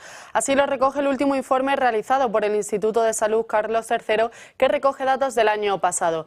La clamidia, la gonorrea y la sífilis son sin duda las ITS que más han aumentado con respecto al año 2022. De todas ellas, la gonorrea es la que más lo ha hecho, un 42,6%. Esto, dicho de otro modo, supone una tasa de incidencia de 71,54 por cada 100.000 habitantes. Los más afectados son hombres de entre 20 y 34 años y Cataluña es la comunidad que lidera las cifras, con 165 casos por cada 100.000 habitantes. La sífilis también ha sido otra de las ITS que más ha aumentado, un 24,1% concretamente, afectando principalmente a hombres de entre 25 y 34 años. La clamidia también ha aumentado un 20,7% y aunque afecta casi por igual a hombres y a mujeres, son ellos los más afectados. El 53% de los casos de clamidia se dieron en hombres también de edad bastante joven. Sin embargo, hay otra ITS que pasa a ser enfermedad, que se habla de ella muy poco, pero que por desgracia se encuentra muy presente entre la sociedad, que es el SIDA. La infección de VIH sigue afectando a millones de personas y las farmacéuticas lo saben y sacan provecho de eso. Gilead es una de ellas, que hace unas semanas terminó con éxito un ensayo clínico que podría culminar en una vacuna. El problema, pues, que se podrían estar lucrando. Médicos Sin Fronteras asegura que este nuevo fármaco costaría unos $42.000 anuales. Sin embargo, si se ajusta a la gran demanda que podría haber y se produce en masa, el coste podría disminuir considerablemente hasta bajar hasta los $40 anuales. Gracias, Marien. Estos son los datos y ahora vamos con el análisis y para ello conectamos en directo con Vicente Soriano. Él es médico especialista en enfermedades infecciosas, además de ser uno de los expertos nacionales en enfermedades infecciosas, evaluador del Instituto de Salud Carlos III y también asesor del Plan Nacional del SIDA. Muy buenas tardes. Hola, buenas tardes. Bueno, antes le pregunto, antes de nada, ¿a qué se debe ese aumento preocupante de estas infecciones de transmisión sexual? ¿Qué cambios sexuales o qué modas se están influyendo en esta tendencia? Pues el aumento en el número y en la tasa de infecciones de transmisión sexual en España ocurre desde el año 2000. Hasta el año 2000, sobre todo el miedo para adquirir el VIH, hacía que muchas prácticas de riesgo, sobre todo la promiscuidad, disminuyeran, pero a partir del año 2000 la evidencia clara de que tomar bien la medicación antirretroviral disminuye el riesgo de coger el VIH y sobre todo lo que se llama la profilaxis preexposición, que es tomar pues unas pastillitas o unas inyecciones de vez en cuando, y eso evita que si tienes prácticas de riesgo cojas el VIH. Eso ha producido una falsa seguridad respecto a la protección frente a otras infecciones de transmisión sexual, que no se previenen tomando la medicación para la profilaxis del VIH. Y esto desde el año 2000 ha conducido a que ha aumentado la gonorrea, la gonococia, la sífilis, una cosa que se llama clamidia y el linfogranuloma venéreo. Entonces, esto ha ido sobre todo en aumento entre la población de más riesgo, que es la que tiene múltiples parejas, y la promiscuidad sexual, pues en Occidente sobre todo se asocia más que a prostitución heterosexual a homosexualidad masculina, y por esto las cifras del Carlos III lo que arrojan es que continúa increciendo. Hubo un pequeño freno durante el año 2020 de la pandemia de COVID, pero a partir de ahí la verdad es que es bastante llamativo el aumento que hay, y sobre todo, como usted comentaba muy bien, en varones jóvenes, homosexuales masculinos. Bueno, el VIH sigue siendo un desafío de salud pública en muchos países, también en España. No sé qué información nos da sobre el lenacapavir. ¿Qué puede decirnos de este medicamento que no es una vacuna, pero parece un tratamiento similar? Pues mire, en España se estima que hay unas 150.000 personas infectadas por VIH, es una de las tasas más altas de Europa. De ellas no lo saben alrededor de un 10-15%, y es ese grupo de gente que no lo sabe, que no se beneficia de tomar medicación antirretroviral, los que mantienen activa la epidemia, porque lo pueden transmitir a otros a veces sin saberlo, ¿no? Bueno, pues no hay una vacuna al modo clásico para el VIH, se ha investigado mucho y no sale. Y en cambio ha salido algún medicamento que previene de manera muy potente la adquisición del virus si uno se expone a él. Lo que ha producido Gilead es una modificación en la fórmula de ese medicamento para que su actividad se prolongue durante 6 meses. De tal manera que si te dan una inyección de lenacapavir, pues puedas tener niveles del medicamento suficientes en la sangre y en caso de exponerte por una práctica de riesgo, no adquieras el VIH. Hasta ahora esto lo lográbamos con unas pastillas que se llaman tenofovir trubada, y es lo que se llama profilaxis preexposición, pero hay que tomar pastillas todos los días. En cambio, esta modalidad, con el lenacapavir cada 6 meses intramuscular, lo que haría es que tú te lo pones y el riesgo de adquirir selectivamente el VIH cae de manera muy significativa. En este sentido, podemos decir que es como una quimioprotección o una vacuna, pero no es una vacuna al modo clásico. Y esta protección de la que estamos hablando, ¿cómo es su aplicación? ¿Una inyección que se pone uno mismo o que tiene que ir a un sitio y evidentemente que un médico o un profesional sanitario lo administre? Sí, toda la profilaxis preexposición se administra solo en hospitales y en centros especializados. ¿Por qué? Porque es una medicación, como usted decía muy bien, que se prevé que va a ser muy cara. Entonces no es para prescribir en una farmacia normal o administrárselo uno a sí mismo o a un familiar, sino que tiene que tener prescripción por un especialista y tiene que tener un seguimiento por un especialista. Y lógicamente es en farmacias hospitalarias donde los medicamentos que superan un determinado precio se controlan y se prescriben. Hablemos precisamente del precio, porque se vende por $20.000 esa inyección de unos 6 meses de duración, pero sorprende que el coste de producción sea tan solo de unos $40. ¿Cuáles serían las estrategias que habría que impulsar, las estrategias necesarias para garantizar que este tratamiento estuviera disponible para todas aquellas personas que lo necesiten, independientemente de la situación económica? Bueno, lo primero que hay que decir es que esto no está aprobado. Esto acaba de acabar el ensayo clínico y hasta que se apruebe, pues pueden pasar en Estados Unidos, que suele ser el primer sitio, y la compañía donde está, pues puede ser 6 meses, 1 año, y en Europa pues sigue unos meses después y luego está a nivel local cada país. y en nuestro caso además cada comunidad autónoma, ¿no? Esto no se espera para menos de año y medio. Por ejemplo, si todo va bien en el mejor escenario de que no ocurra nada en las fases finales de evaluación del medicamento, ¿no? Bueno, el otro gran tema para los médicos, sobre todo, y yo creo que lo entiende todo el mundo en la sociedad, es a veces podemos tener herramientas de tipo medicamentos que nos permitan reducir el riesgo de determinadas patologías, pero también hay que intensificar qué otro tipo de estrategias mucho más baratas y alternativas nos pueden ayudar a reducir el problema.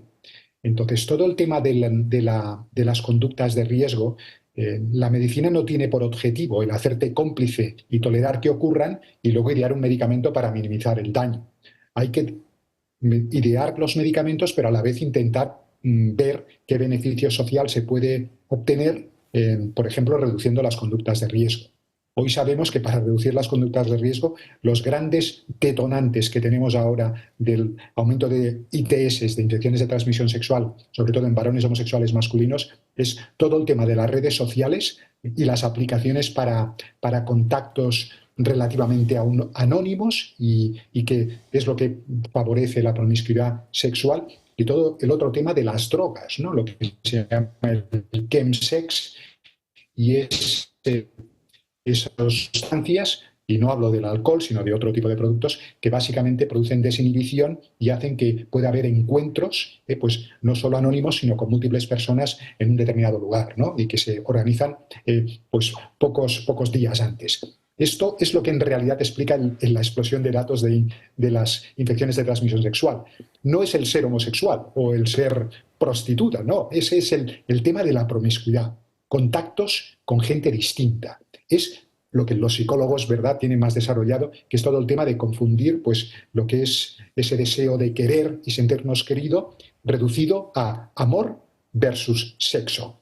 El amor no va por ahí. La genitalidad solo puede ir por ahí, ¿no?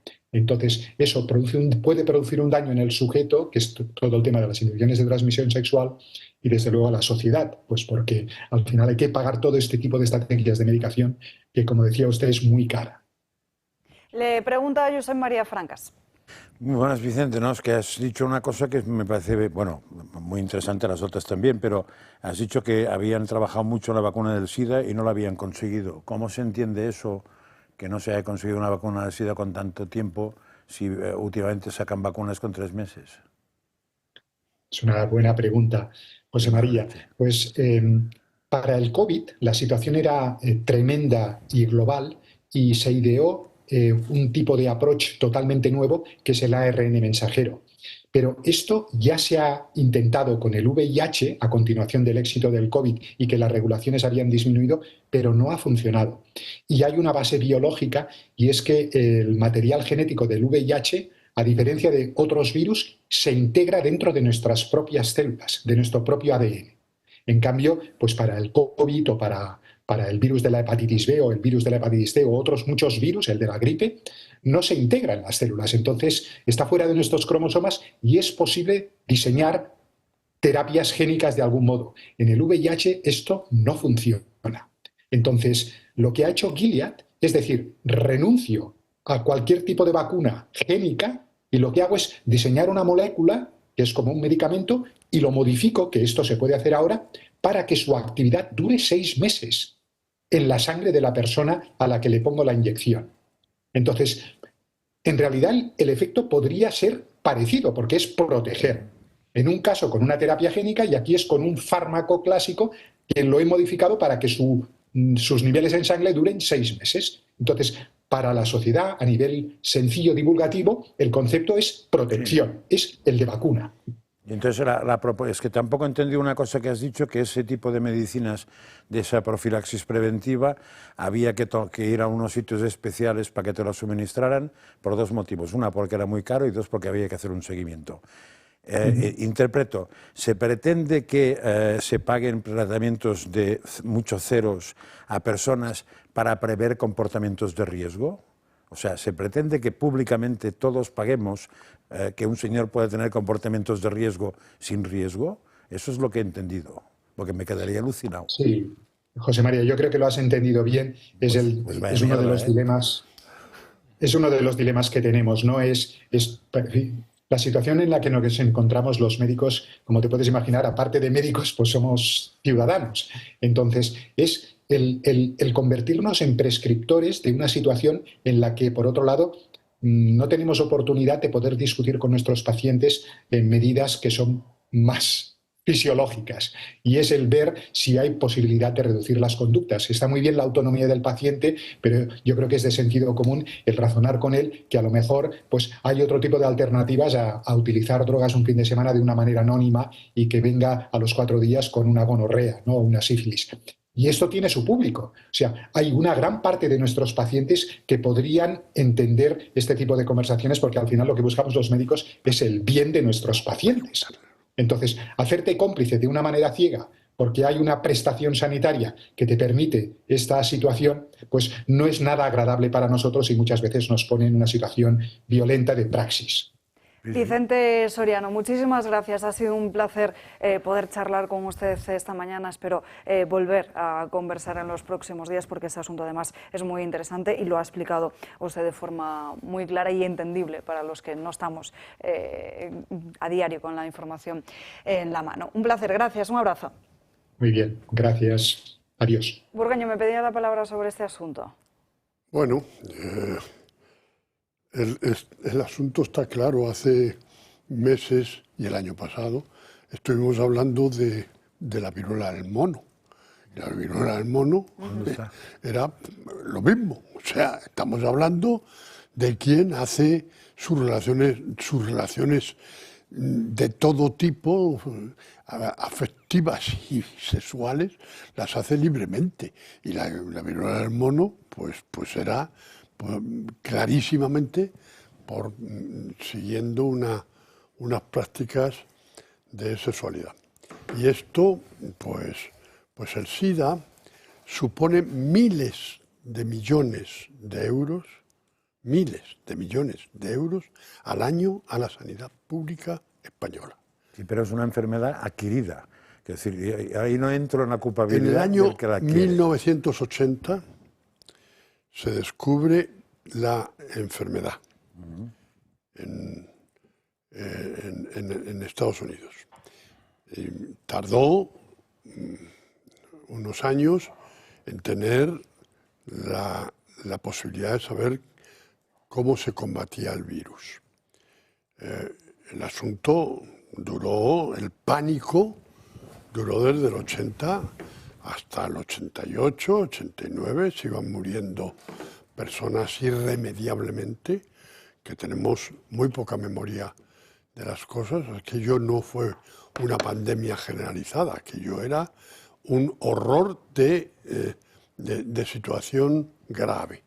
Y desde entonces empiezan a ensayarse medicamentos y ya los medicamentos no curan el SIDA, pero lo mantienen absolutamente inactivo.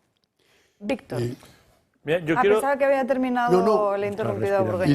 Y desde entonces lo que supone es un coste que ya algunos empiezan a decir que es tan ventajoso que yo me voy a ir de farra esta tarde. Y como me voy a ir de farra esta tarde, y me parece que eso de prevenirme con medios mecánicos como es el condón, pues resulta que me molesta. Que previene de aquella manera, porque previene con seguridad. En el SIDA totalmente. En el SIDA totalmente, porque el SIDA es un problema de transmisión sexual a través del semen. Y de un tamaño del virus y un tamaño de los poros del condón. Un pequeño problema, porque mientras el virus sea más pequeño que el tamaño de los poros... No me parece. Venga, Víctor, que se nos está yendo el tiempo. Yo quiero deciros, oye, me ha encantado me ha encantado este señor que ha estado hablando, este médico, cómo le ha explicado las cosas. He visto él ha dicho, hay una cosa, primero, prescripción, la capacidad que tienen los médicos de prescribir. Si tienen tiempo y pueden dedicarles tiempo de calidad a los pacientes, cosa que a día de hoy es casi imposible en este país. Una sanidad universal, es decir, cualquiera que coge un avión, se presenta en España, tiene nuestra sanidad abierta a coste cero, es un disparate que no podemos mantener. Y esto es una certeza empírica y matemática. Perdemos calidad de servicio porque abrimos la sanidad a todo el mundo. Y eso lo he visto yo, lo he contado muchas veces aquí, como he visto viniendo de Bolivia, viniendo de Perú, viniendo de Irlanda, a gente que viene a operarse a España y a tratarse España. En un avión, recuerdo, 27 sillas de ruedas de señores y señoras en sillas de ruedas que venían aquí a tratarse. Bien, ese era el primer punto. El segundo, él tiene el anhelo. Él tiene el anhelo que me encanta, que es el espíritu de los médicos que yo creo que deben de tener, de servicio vocacional, de poder hablar con sus pacientes y decirles, oye, cambia tus pautas de vida, cambia porque esto puede ser un problema muy serio para ti. Y él nos está diciendo que si tuviese respuesta a ese anhelo de poder hablar con sus pacientes, una parte importante de esta población, que luego nos cuesta un dineral, perdonad que lo resuma todo en dineros, además de la salud, que es lo más importante de la persona en sí, pero que nos cuesta un dineral, tendría su efecto. Por lo tanto, yo llamo a que estos médicos tengan tiempo para hablar con sus pacientes y poder decir estas cosas. Y segundo, que lo que nos dice es que, y vuelvo, que hemos hablado de esto a lo largo del día, en línea con tu editorial, es que uno puede ser feliz, de verdad, intentando tener una vida virtuosa. Y que necesitamos, respondiendo a lo que ha dicho este señor, que volver a la búsqueda de esos ideales propios y dentro de nuestra sociedad, de intentar ser más virtuosos en todo lo que hacemos en el día a día. Me ha encantado. Y yo te añadiría una cosa, no es que uno pueda ser feliz con una vida virtuosa, es que con una vida viciosa no se es feliz. Totalmente de acuerdo. Pero eso que defienden las civilizaciones, si fuésemos a los clásicos, ¿no? Es al revés, siempre sponsorizaban y buscaban y llamaban a la búsqueda de la virtud. Y aquí lo vamos a dejar porque nos tenemos que ir con las crónicas de Manicomio de Gloria Sacristán. Gloria, muy buenas tardes. ¿Qué tal, Alba? Muy buenas tardes. Pues hoy de nuevo traemos el debate, ponemos sobre la mesa el debate sobre los peligros que puede ocasionar en la salud mental de los más jóvenes las nuevas aplicaciones de inteligencia artificial. Y es que un joven de 14 años se ha suicidado tras enamorarse de un personaje ficticio creado por una aplicación de inteligencia artificial. Personaje, por cierto, basado en una de las actrices más icónicas de la serie Juego de Tronos. El joven estadounidense ha pasado largas temporadas de tiempo hablando con este personaje ficticio a través de esta aplicación de inteligencia artificial que permite a los usuarios tanto crear como hablar con este tipo de personajes que ellos denominan chatbots. Esto se convirtió para el joven en una auténtica salida emocional y aunque él mismo sabía que no era real, pues el apego emocional fue tanto que al final se ha convertido en una obsesión. Sus padres y sus amigos han asegurado que en los últimos tiempos se estaba distanciando de todo el mundo y que incluso dejó de lado sus aficiones con el fin de encerrarse en su habitación para estar horas y horas hablando con este personaje ficticio. La madre del joven de 14 años ha denunciado a la empresa y le ha acusado de no tomar las medidas necesarias para proteger la seguridad de los usuarios más jóvenes que utilizan este tipo de aplicaciones. Un caso que ha reavivado de nuevo el debate sobre los peligros de las redes sociales y también de la amenaza que puede suponer para la salud mental de los más jóvenes este tipo de aplicaciones de inteligencia artificial. Qué barbaridad lo que pueden hacer, ya no solo la propia inteligencia artificial, sino toda la ventana de Internet, que es un mundo abierto y que al final los menores pueden acabar en cualquier sitio, en la web oscura. Y al final, fíjense. Sí, están entrando, pero me remito a lo que he dicho antes del patriarcado y Errejón. O sea, si aceptamos que Errejón le da la culpa al patriarcado, aceptaremos que eso le demos la culpa a las inteligencias artificiales o a la informática. Aquí la culpa es de que la educación de la criatura o el control de la criatura... para poder saber que esto... Es una tragedia, sin lugar a dudas, lo que nos estás contando, pero dices, ¿cómo que se cierra en la habitación durante horas? Pues a lo mejor el padre lo que tiene que hacer es tumbar esa puerta, coger la consola y tirarla por la ventana. Educarlo de otra manera para que no se ponerte cierre, con tu hijo a hablar con la inteligencia artificial, ¿no? Mi mujer, por ejemplo, se queja porque yo juego al Fortnite con mis hijos de vez en cuando, que es un juego. Yo creo que es importante, tenemos que estar ahí. Es que esto de que un chaval se aísle y que sus padres no sepan qué hace o qué deja de hacer, se me escapa... Pues eso es lo que quiero decir. O sea, que tienes la culpa... a tu mujer para que te diga el patriarcado está para eso, no hay que tirar la puerta abajo... Si tú en coche te pegas una leche y matas a alguien, que se aísla, el chaval se aísla y tal. No es culpa del coche, si atropellas a alguien no es culpa del coche, es culpa del conductor, generalmente. Me parece que estamos lejos... es muy simple el asunto, pero estamos muy lejos de poder saber cuál es la distancia que hay hoy entre las generaciones para hablar, o sea, y para hablar en la familia. No es tan fácil. Tenemos que entender qué es lo que nos está separando, porque ni los docentes pueden hablar con los alumnos, y la familia va, los docentes van a la escuela, va. Oiga, ¿por qué no habla usted con mi hijo? Buscan a los psicólogos. Estamos en una sociedad en la que las distancias entre las personas se hacen muros. Oye, perdona, yo te hago una pregunta. ¿Realmente es importante hablar tanto? Yo con mi padre hablaba y comía, pero para mí era el ejemplo, era su manera de vivir, el día a día, ver, oye, pues mi abuelo que se levantaba, qué tal, que no sé qué, eran las pautas que hacían, era la convivencia, no más que...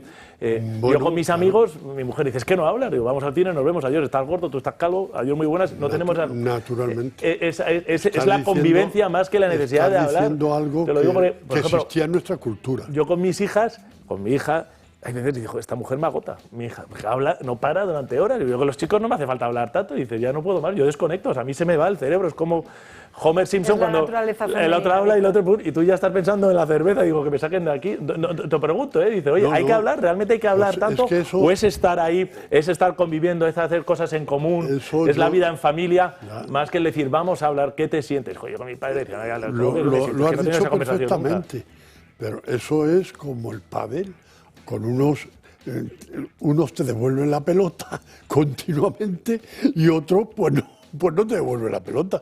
Pero si un niño te devuelve la pelota y ese niño tiene problemas y naturalmente los hay superdotados y esos que están superdotados no consiguen hablar con niños en el colegio, no les entiende el maestro, están en una situación, tienen que hablar con alguien.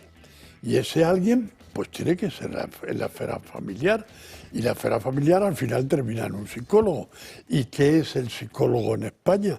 Pues una profesión que no está a la altura de cualquiera, porque evidentemente tampoco está protegida libremente para la seguridad social. Es decir, no se puede ir al psicólogo todos los días. Y el psicólogo muchas veces es de todos los días. Por lo tanto, estamos en una situación en la que los problemas psicofísicos nos están, en una tertulia de mañana, ¿cuántos temas hemos tratado? Y volvemos a lo psíquico y a lo físico, es tremendo. O sea, y esto no ha sido porque lo ha provocado el médico que está aquí. No estoy haciendo la provocación yo. Es que estos asuntos hay que hablarlos. Todo lo contrario. Aquí lo único que he provocado ha sido los problemas sociales y políticos que tenemos. Yo he visto niños enormemente felices en Irak, destrozado por la guerra, en lugares de África tremendamente felices, con unas sonrisas naturales. Eso se llama simplicidad. Simplicidad. Entonces, es que los niños tienen... ¿Cómo que el niño tiene que ir al psicólogo? Pero o sea, a mí, perdón, me hacen unos planteamientos, perdón la expresión, que me parecen burgueses.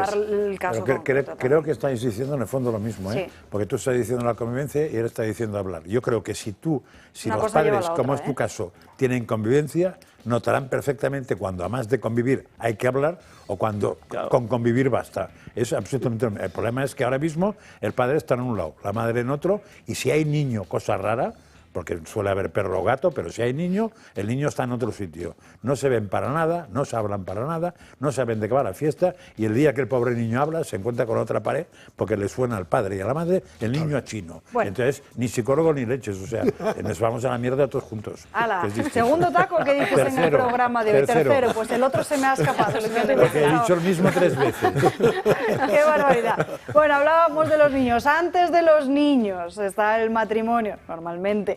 En ese matrimonio, ahora con todas estas redes sociales, las pedidas de mano, Gloria, que es de lo que nos vas a hablar ahora. Totalmente, de la última moda en las pedidas de mano. Ya sabemos que ahora innovar en las bodas o hacer baby showers por todo lo alto se ha puesto muy de moda, pero ahora lo último es pedir matrimonio a tu pareja en el espacio, tal y como lo oyen. Lo va a hacer posible una empresa parisina en 2025, a partir de 2025. Se trata de un viaje de 7 horas en el interior de una cápsula y a 35 kilómetros de altura, pero ojo, porque no va a ser factible para todos los bolsillos. Va a costar nada más y nada menos que 750.000 euros y para aquellos que les sobre un poquito de sueldo, por 125 millones, la empresa les va a poder dar una vuelta por la zona oscura de la Luna. ¿Creéis que hay una obsesión generalizada por hacer, bueno, pues por tener la mejor boda y por, bueno, pues tener a lo mejor la mejor pedida de mano? ¿Puedo ir al quinto taco? Puedes ir a donde quieras, sí, no, ya total. No te pases. Estamos en una civilización que algunos son gilipollas natos. Y ya está, o sea, gastar esto en esto, como mínimo, yo los meto en la cárcel. No, pero eso sí que es de psiquiatra. Quizás, que hablabais antes un poco del salto generacional, ¿no? No quiero llamaros mayores, pero sí que es cierto que Gloria y yo quizás compartimos una franja un poco más distante de la vuestra y es sorprendente ver cómo en nuestro entorno muchas no me metas en el mismo paquete.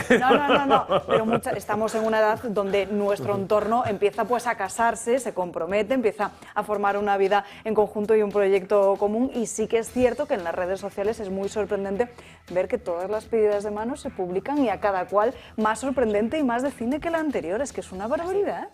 Pero yo creo que en vez de para la boda, eso puede ser una solución para los divorcios. O sea, vámonos en una cápsula. Para solucionar los divorcios, ¿no? Solucionar los divorcios. O vuelves o te quedas en el espacio permanentemente. Pero juntos, desde luego. Cuando una civilización gasta dinero en eso, tiene un problema. A mí que uno de mis hijos, ¿dónde está la tele? Como haga pública, el mayor mío va a cumplir 20, su pedida, me parece que es algo íntimo entre él y la mujer o el hombre con el que se decidan casar y que no nos corresponde además ni participar ni ver. Es una cosa íntima para ellos. O sea, me parece una vulgaridad hacer pública tu pedida. Por eso no habla. Lo entiendo. Está clarísimo. Por eso no habla. Se ha quedado grabado, ¿no? Luego me mandes el vídeo, se lo voy a mandar a mis hijos. Quiere ahorrarse, Víctor. O sea, hacer una pedida. Pero ¿cómo? ¿Qué necesidad tienes de compartir algo que es un momento entre. No lo sé, es que no se me pasa por la cabeza, la verdad. No hablas para que no comprometerte en el pago de la pedida de tu hijo. No, una cosa es. Una cosa es la pedida, si tengo que ir yo, tal. Y otra cosa es cuando mi hijo a su novia o el novio de mi hija en un momento decía casarse. Eso ya te cuesta más. Eso que lo hagan público, que entiendo de lo que te hables, me parece que es un disparate. Luego ya está el acto formal donde se conocen las familias, es otro, bueno, ahí ya que cada uno haga lo que quiera, pero ese acto entre el hombre y la mujer, yo creo que es algo íntimo de esa unión que está por venir. Sí. Me sorprende. ¿Y vosotras cómo lo veis? Que ya que decir que sois tan jóvenes, a mí me parece que es una vulgaridad. Hombre, yo creo que por mi propia expresión he dado el toque crítico a esa secuencia completa. Es que me parece, pues, sí, un poco en línea con lo que estabas mencionando. A mí también me parece una barbaridad, y Alba y yo lo hemos hablado antes de comenzar el programa, que muchos de ellos, solo por subirlo a redes sociales, intentan destacar sobre todos los demás, intentaban tener la mejor boda, la mejor pedida de mano, solo por eso, por publicarlo en redes sociales y destacar ante el resto. Que en muchas ocasiones quizás ciertas pedidas de mano no se hubiesen hecho de ese modo si no las hubiese publicado o hecho públicas. Eso también sucede en otros muchos ámbitos, que muchos jóvenes dicen, oye, pues si no puedo fotografiar que voy a este restaurante, incluso salir de fiesta o tal, pues ¿para qué voy a ir? Si no lo puedo. Hay una tara detrás, hay algún tipo de complejo oculto. Son de los del psiquiatra. Es uno de los grandes retos. Civilización enferma. Es uno de los grandes retos que van a tener por delante las nuevas generaciones, sobre todo los padres que tienen que estar ahí. Gloria, gracias por estas crónicas de Manicomio, que tengas un buen fin de semana. Nos vamos a la última pausa de publicidad y ahora estamos de vuelta, que todavía tenemos que hablarles de la trama. Por España, contra la corrupción, por unas elecciones. ¿Por qué se manifiestan hoy en Plaza de Castilla? Básicamente estamos aquí porque no sabemos si tenemos un gobierno que es corrupto para poder ser traidor a España o es traidor a España para poder ser corrupto. Estas movilizaciones son muy importantes, pero mucho más importante es que quien pueda hacer, que haga. Y el Partido Popular puede hacer muchas cosas. Sánchez no teme a las elecciones. Sánchez no teme al PP y a Vox. Sánchez teme a esto. Sánchez teme a la gente.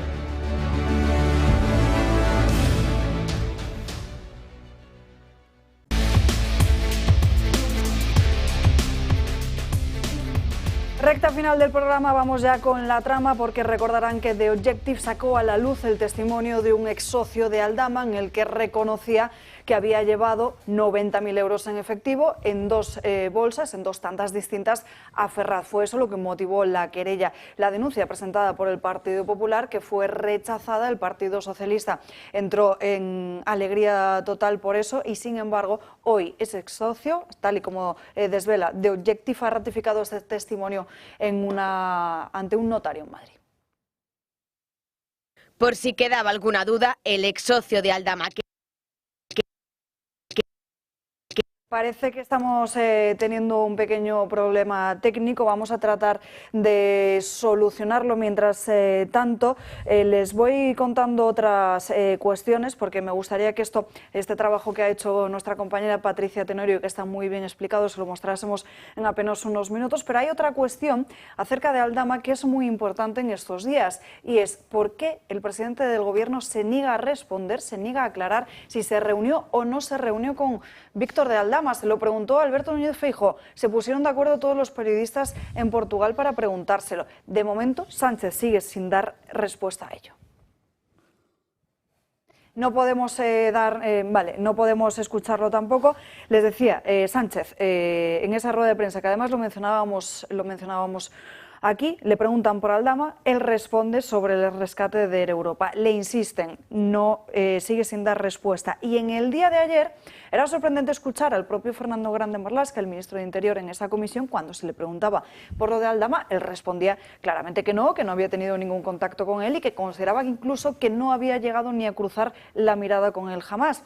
Algo que sorprende, porque si Fernando Grande Marlaska es tan claro y tan tajante para resolver esa duda, ¿por qué el presidente del Gobierno no está aclarando cuanto antes esta cuestión, sobre la que todos los periodistas además están cerrando filas, de hecho preguntando a la propia María Jesús Montero o incluso a Óscar López, que no saben muy bien cómo responder e incluso titubean en la respuesta? Es más, es que es curioso, porque Fernando Grande Marlaska ayer probablemente la única pregunta que respondió casi fue esta. Porque el resto todo el rato dijo no sabía, no conocía, no me han dicho, no me han dejado decir. Pero ante la pregunta de Aldama fue inmediato, dijo no, y dijo lo de la mirada, no, ni siquiera me he cruzado, lo cual no sé por qué lo dice, porque eso es muy difícil de asegurar, porque miradas, mira que cruzamos miradas. Por cierto, antes de que me interesa poner una morcilla al programa, sí, porque ¿os acordáis que hubo una asociación de venezolanos que puso una querella, sí, contra Zapatero? Que fue rechazada. Sí, pues acaban de presentar ayer por la tarde el recurso de apelación, donde hay más pruebas más importantes sobre ese tema, los mismos. Es o sea, que no dan la batalla por perdida. Es una denuncia que se había presentado en, corrígeme si me equivoco, Audiencia Nacional, sí, aquí, contra José Luis Rodríguez Zapatero por crímenes de lesa humanidad con la cuestión sí, de Venezuela. Audiencia Nacional, que tengo la denuncia aquí, es la misma, la denuncia no, el recurso de apelación, y apelan al Juzgado Central de Instrucción Número de Dios para ante la Sala. Bueno, la cuestión de Aldama, perdón, Francas, perdona, me he metido yo donde... es muy interesante y tendremos que preguntárselo, si no por escrito, al presidente del Gobierno y todos los periodistas, incluso preguntar constantemente para que aclare esa relación. No contestará nunca. Es que al final ese silencio es todavía más inquietante que lo que pueda llegar a asegurar. No, el silencio es cómplice. Sí, exacto. El silencio es cómplice. O sea, el Gobierno no puede permitirse, en un caso de corrupción público, notorio, con un daño para el propio Gobierno de España, pero también para la imagen de España con sus socios a nivel internacional, que un señor que está siendo procesado, imputado, con un caso de corrupción, que aparezca como número uno y que no venga a decir, oiga, no tengo ninguna relación, a este señor no le conozco, lo que está diciendo es falso. España y el Gobierno de España necesita aclarar de manera urgente esa relación, porque el que calla otorga y no hay mayor... Y tienen que dar el dato de que es lo que contrario. Desafortunadamente, como han ocurrido cosas tan raras, y podríamos hablar de eso desde el Ministerio de Hacienda a través del Fondo de Solvencia Estratégica, que ya denunciamos muchísimos, de ayudas a las empresas que parece ser que no eran... Claro, no se explicaban y solo decían, oiga, ¿por qué hay ayuda a ciertas compañías y no se ayudan a otras? ¿Qué papel estratégico tienen estas compañías? Que no tenían ninguno, y parece todo indicar que esto estaba coaccionado por una trama de corrupción, de donde empieza a entenderse que el presidente del Gobierno era el número uno de esa trama de corrupción. Yo creo que es muy importante que salga. Mirad, en el Ministerio de Hacienda, la vicepresidencia primera del Gobierno a día de hoy, en el adelanto del gasto de julio del año 2024 aparece que se han asignado 7.000 millones, que lo estoy leyendo ahora mismo, al Fondo de Solvencia Estratégica. 7.000 millones, para que hagáis una idea. El año anterior se habían gastado 3.000 y pico. Estos son los fondos que se habían ido dando pues, a Plus Ultra a través de este fondo, el Fondo de Apoyo a la Solvencia de Empresas Estratégicas, 7.000 millones. Dice, oiga, ¿dónde está ese gasto? ¿Dónde se han gastado de enero a julio del año 2024 7.000 millones de euros en apoyo a empresas a través del fondo? No existe por ningún lado y nos dan unas cuentas donde dicen que eso se ha gastado. Y no, o sea, esto es... O sea, la contabilidad del Estado, la manera de gestionar del Gobierno es de una opacidad tan preocupante que solo explica una trama de corrupción desconocida hasta ahora en la democracia de España. Y donde apunta, pero no ya, sino apunta directamente a una corrupción del PSOE donde han entregado bolsas. Aquí hay un señor que ha dicho que ha llevado bolsas con dinero a la sede del PSOE de manera reciente y apunta a la figura del presidente del Gobierno y se niegan a desmentirlo. Y vamos, no solo es que no responden. Dicen, no, vamos a responder. Pero ¿qué van a responder si le preguntas? Y cuando hemos preguntado en el año 2019 al año julio de 2023, hacíamos preguntas al Gobierno en el Ministerio de Hacienda, concretamente, a la Comisión de Hacienda, y nos mentían en nuestras respuestas sistemáticamente. Pero y no tenía ninguna consecuencia. O sea, el mentir por escrito no tiene consecuencia. El mentir en ruedas de prensa por parte de cargos electos o miembros del Gobierno no tiene consecuencias. Entonces, ¿ya qué vamos a preguntar? Antes de darle la palabra a Antonio, vamos con esa información que les mencionaba antes sobre las bolsas de dinero de Aldama. Por si quedaba alguna duda, el ex socio de Aldama, que declaró haber llevado 90.000 euros en efectivo a Ferraz, ha firmado una declaración jurada dando fe de la veracidad de las informaciones que hizo públicas hace unos días. Esto viene después de que el PP presentara una querella contra el PSOE por delito de financiación ilegal tras conocer esta exclusiva de The Objective. Querella que el juez ha tumbado, por cierto. Para los socialistas esto no es más que injurias y calumnias contra su partido, pero ¿no creen que pierde fuerza tras estas declaraciones juradas? Para conocer más a fondo el increíble testimonio que tantas ampollas está levantando, debemos remontarnos a octubre de 2020 para entenderlo todo, cuando el empresario Claudio Rivas le pide a Aldama que le ayude a conseguir una licencia de hidrocarburos. Se dice que está interesado el señor Rivas en la adjudicación de una operadora. Según cuenta esta persona con la identidad oculta por seguridad, en una de las primeras reuniones, Aldama le dice al señor Rivas que prácticamente tiene conseguida la licencia, pero en esa reunión hay alguien más. Está Coldo presente. Ahí les dicen que el trámite tiene un coste. De una cantidad de 600.000 euros. Se le paga al señor de Aldama. Se paga esa cantidad mediante transferencias. Y mediante dinero también hay diversas cantidades de dinero en efectivo. Ellos mismos fueron los que tuvieron que llevar en persona ese dinero en efectivo a la sede del PSOE. Se lleva a Ferraz la cantidad de 90.000 euros que son entregados en la calle Ferraz, en la segunda planta. ¿Creen que le pidieron documentación a su llegada para identificarle? Pues no, sabían a lo que iba. No me piden documentación, no me piden absolutamente nada. Yo subo a la segunda planta y hay un señor que salgo del ascensor y me está esperando. Di mi nombre y me dijo, ¿viene de parte de Víctor de Aldama? Le digo, sí, vengo de parte de Víctor de Aldama. Le entregué la bolsa a este señor y con las mismas me cogí el ascensor y me bajé. Asegura que no llegó a 5 minutos el tiempo total que estuvo en la sede del PSOE en Ferraz. Ese dinero fue transportado en una bolsa de plástico metido dentro de otra bolsa de unos almacenes por todos conocidos. De cartón, de papel. ¿Se presupone o en algún momento les dijo el señor de Aldama que él entregaba pagos al Partido Socialista? Sí, lo dijo. Unas declaraciones cuanto menos impactantes si consigue demostrarse este testimonio. Por el momento, no solo las cámaras de The Objective han sido testigos, sino también ahora un notario. Antonio. Bueno, me refería a la contestación del presidente que estabais inquiriendo. La no respuesta. La no respuesta.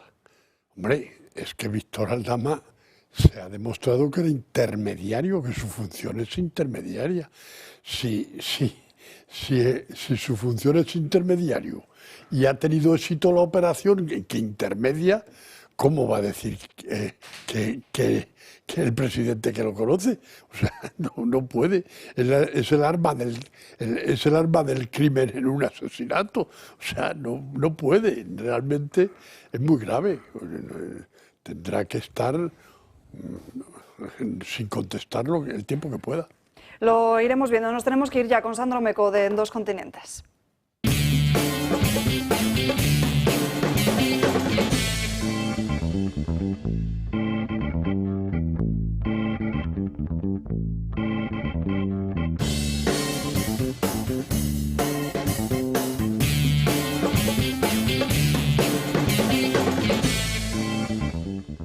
Bueno, pues acaba de salir ahora. La última encuesta del New York Times asegura que el empate entre Kamala Harris y Donald Trump es total. Ambos candidatos, a 11 días de las elecciones, tendrían, según esta encuesta, el 48% de los votos.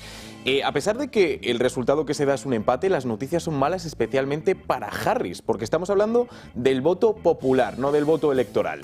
Entonces, Harris ha llevado teniendo una tendencia, pues como de una ventaja de 2-3 puntos, y el hecho de que ahora mismo los dos candidatos estén empatados no es buena noticia en absoluto para la candidata demócrata. Y por eso, y ya que es viernes, digamos que Kamala quiere cambiar de melodía, quiere poner una canción distinta que le ayude a llegar a la Casa Blanca el próximo 5 de noviembre.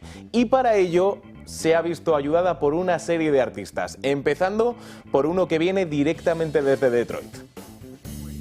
Creo que la vicepresidente Harris apoya un futuro de país en el que las libertades de todos estarán protegidas y salvaguardadas. Y para deciros más sobre eso, os presento al presidente Barack Obama.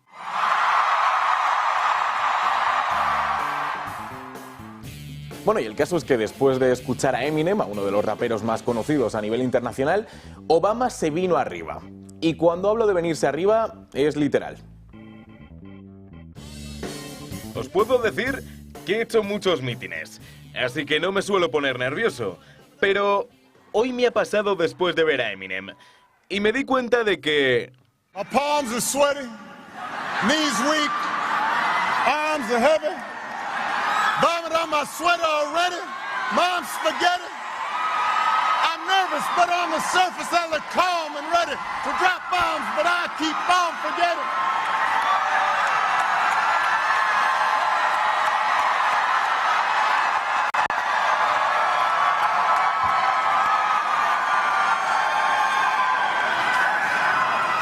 Dun, dun, dun, dun, dun, dun, dun, dun, dun, dun. Pues esa es una de las canciones más famosas de Eminem, es un rap que se llama Lose Yourself, y pues el expresidente de los Estados Unidos se ha visto con un espíritu de viernes, aunque esto fue un martes, para poder realizar este rap. Hemos empezado con Eminem. Bien, pues ayer Kamala Harris llegó a Georgia, y el hombre que les acompañó en el escenario, podríamos decir que was born in the USA. Gracias, gracias. Soy Bruce Springsteen y estoy aquí para apoyar a Kamala Harris y Tim Walz como presidente y vicepresidente de los Estados Unidos. Y para oponerme a Donald Trump y J.D. Vance. Quiero un presidente que respete la Constitución. Donald Trump se presenta para ser un tirano estadounidense. Y nos queda la joya de la corona, porque según The Guardian, en el próximo meeting, que además se cree que va a ser el último que va a tener Kamala Harris, va a ser en Texas y no va a estar sola. La va a acompañar Beyoncé. También es verdad que el cantante Willie Nelson, que por lo que sea, pues algo menos famoso que Beyoncé es. Entonces es interesante porque este meeting va a ser en Houston, es decir, Texas, y el objetivo es hablar de los derechos al aborto.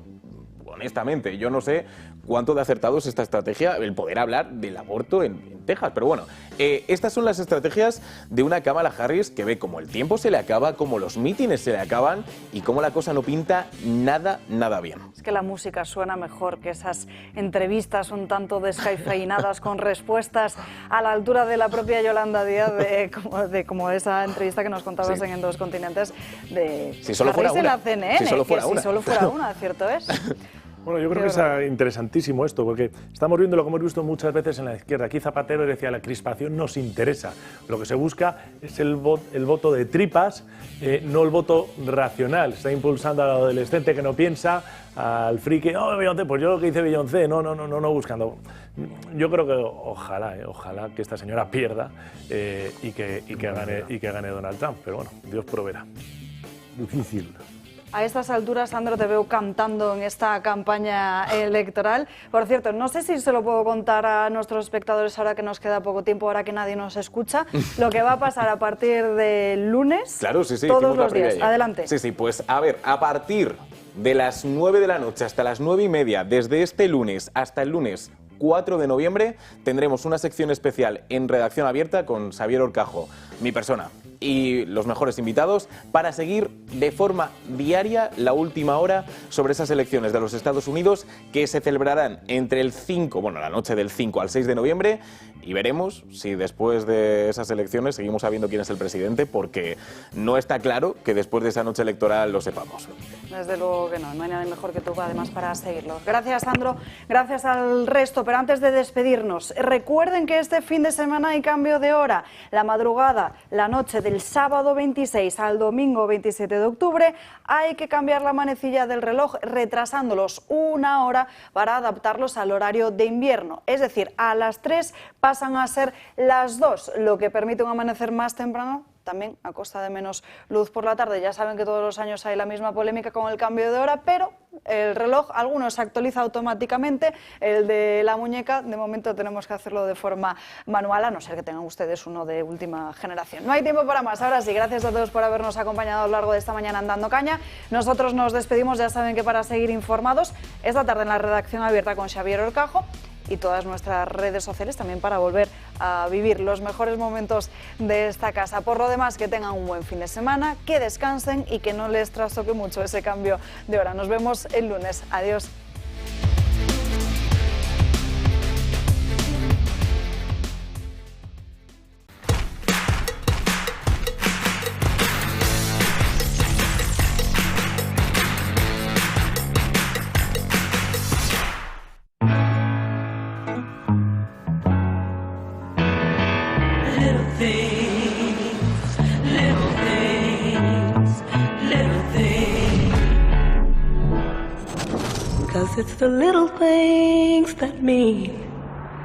Consulta condiciones en volvocars.es. ¿Tiene usted problemas legales? En Durán y Durán Abogados le van a dar la solución que necesite. Miguel Durán y su amplio y profesional equipo de abogados pueden resolverle dudas, defenderle frente a demandas y denuncias de cualquier clase, asesorarle en todo tipo de contrataciones y hacérselo todo más fácil y sencillo. El trato que usted va a recibir será el mejor, el más cercano y atento a sus problemas. Siempre trabajan con presupuesto cerrado de antemano y con honorarios justos y equilibrados. No lo dude, los problemas legales son mucho más llevaderos si acude a Durán y Durán Abogados.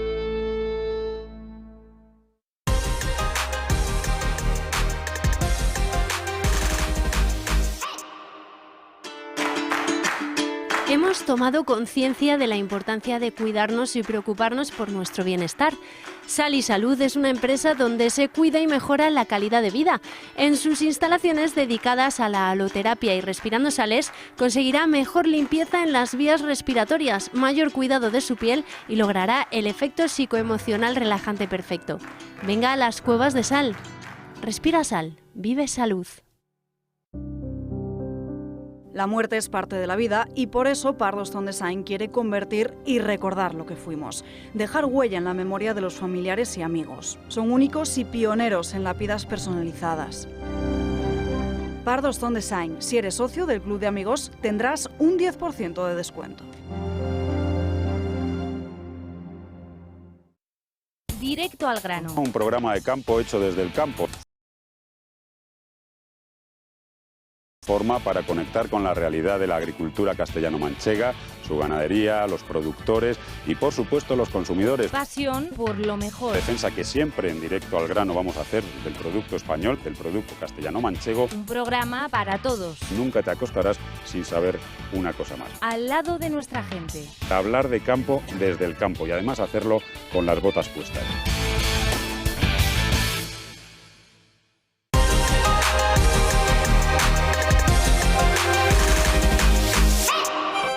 Hoy en Recomendaciones del Toro les presentamos la Joyería de María, una empresa que fabrica alta joyería desde 1952. Se ha convertido en la joyería de referencia en Madrid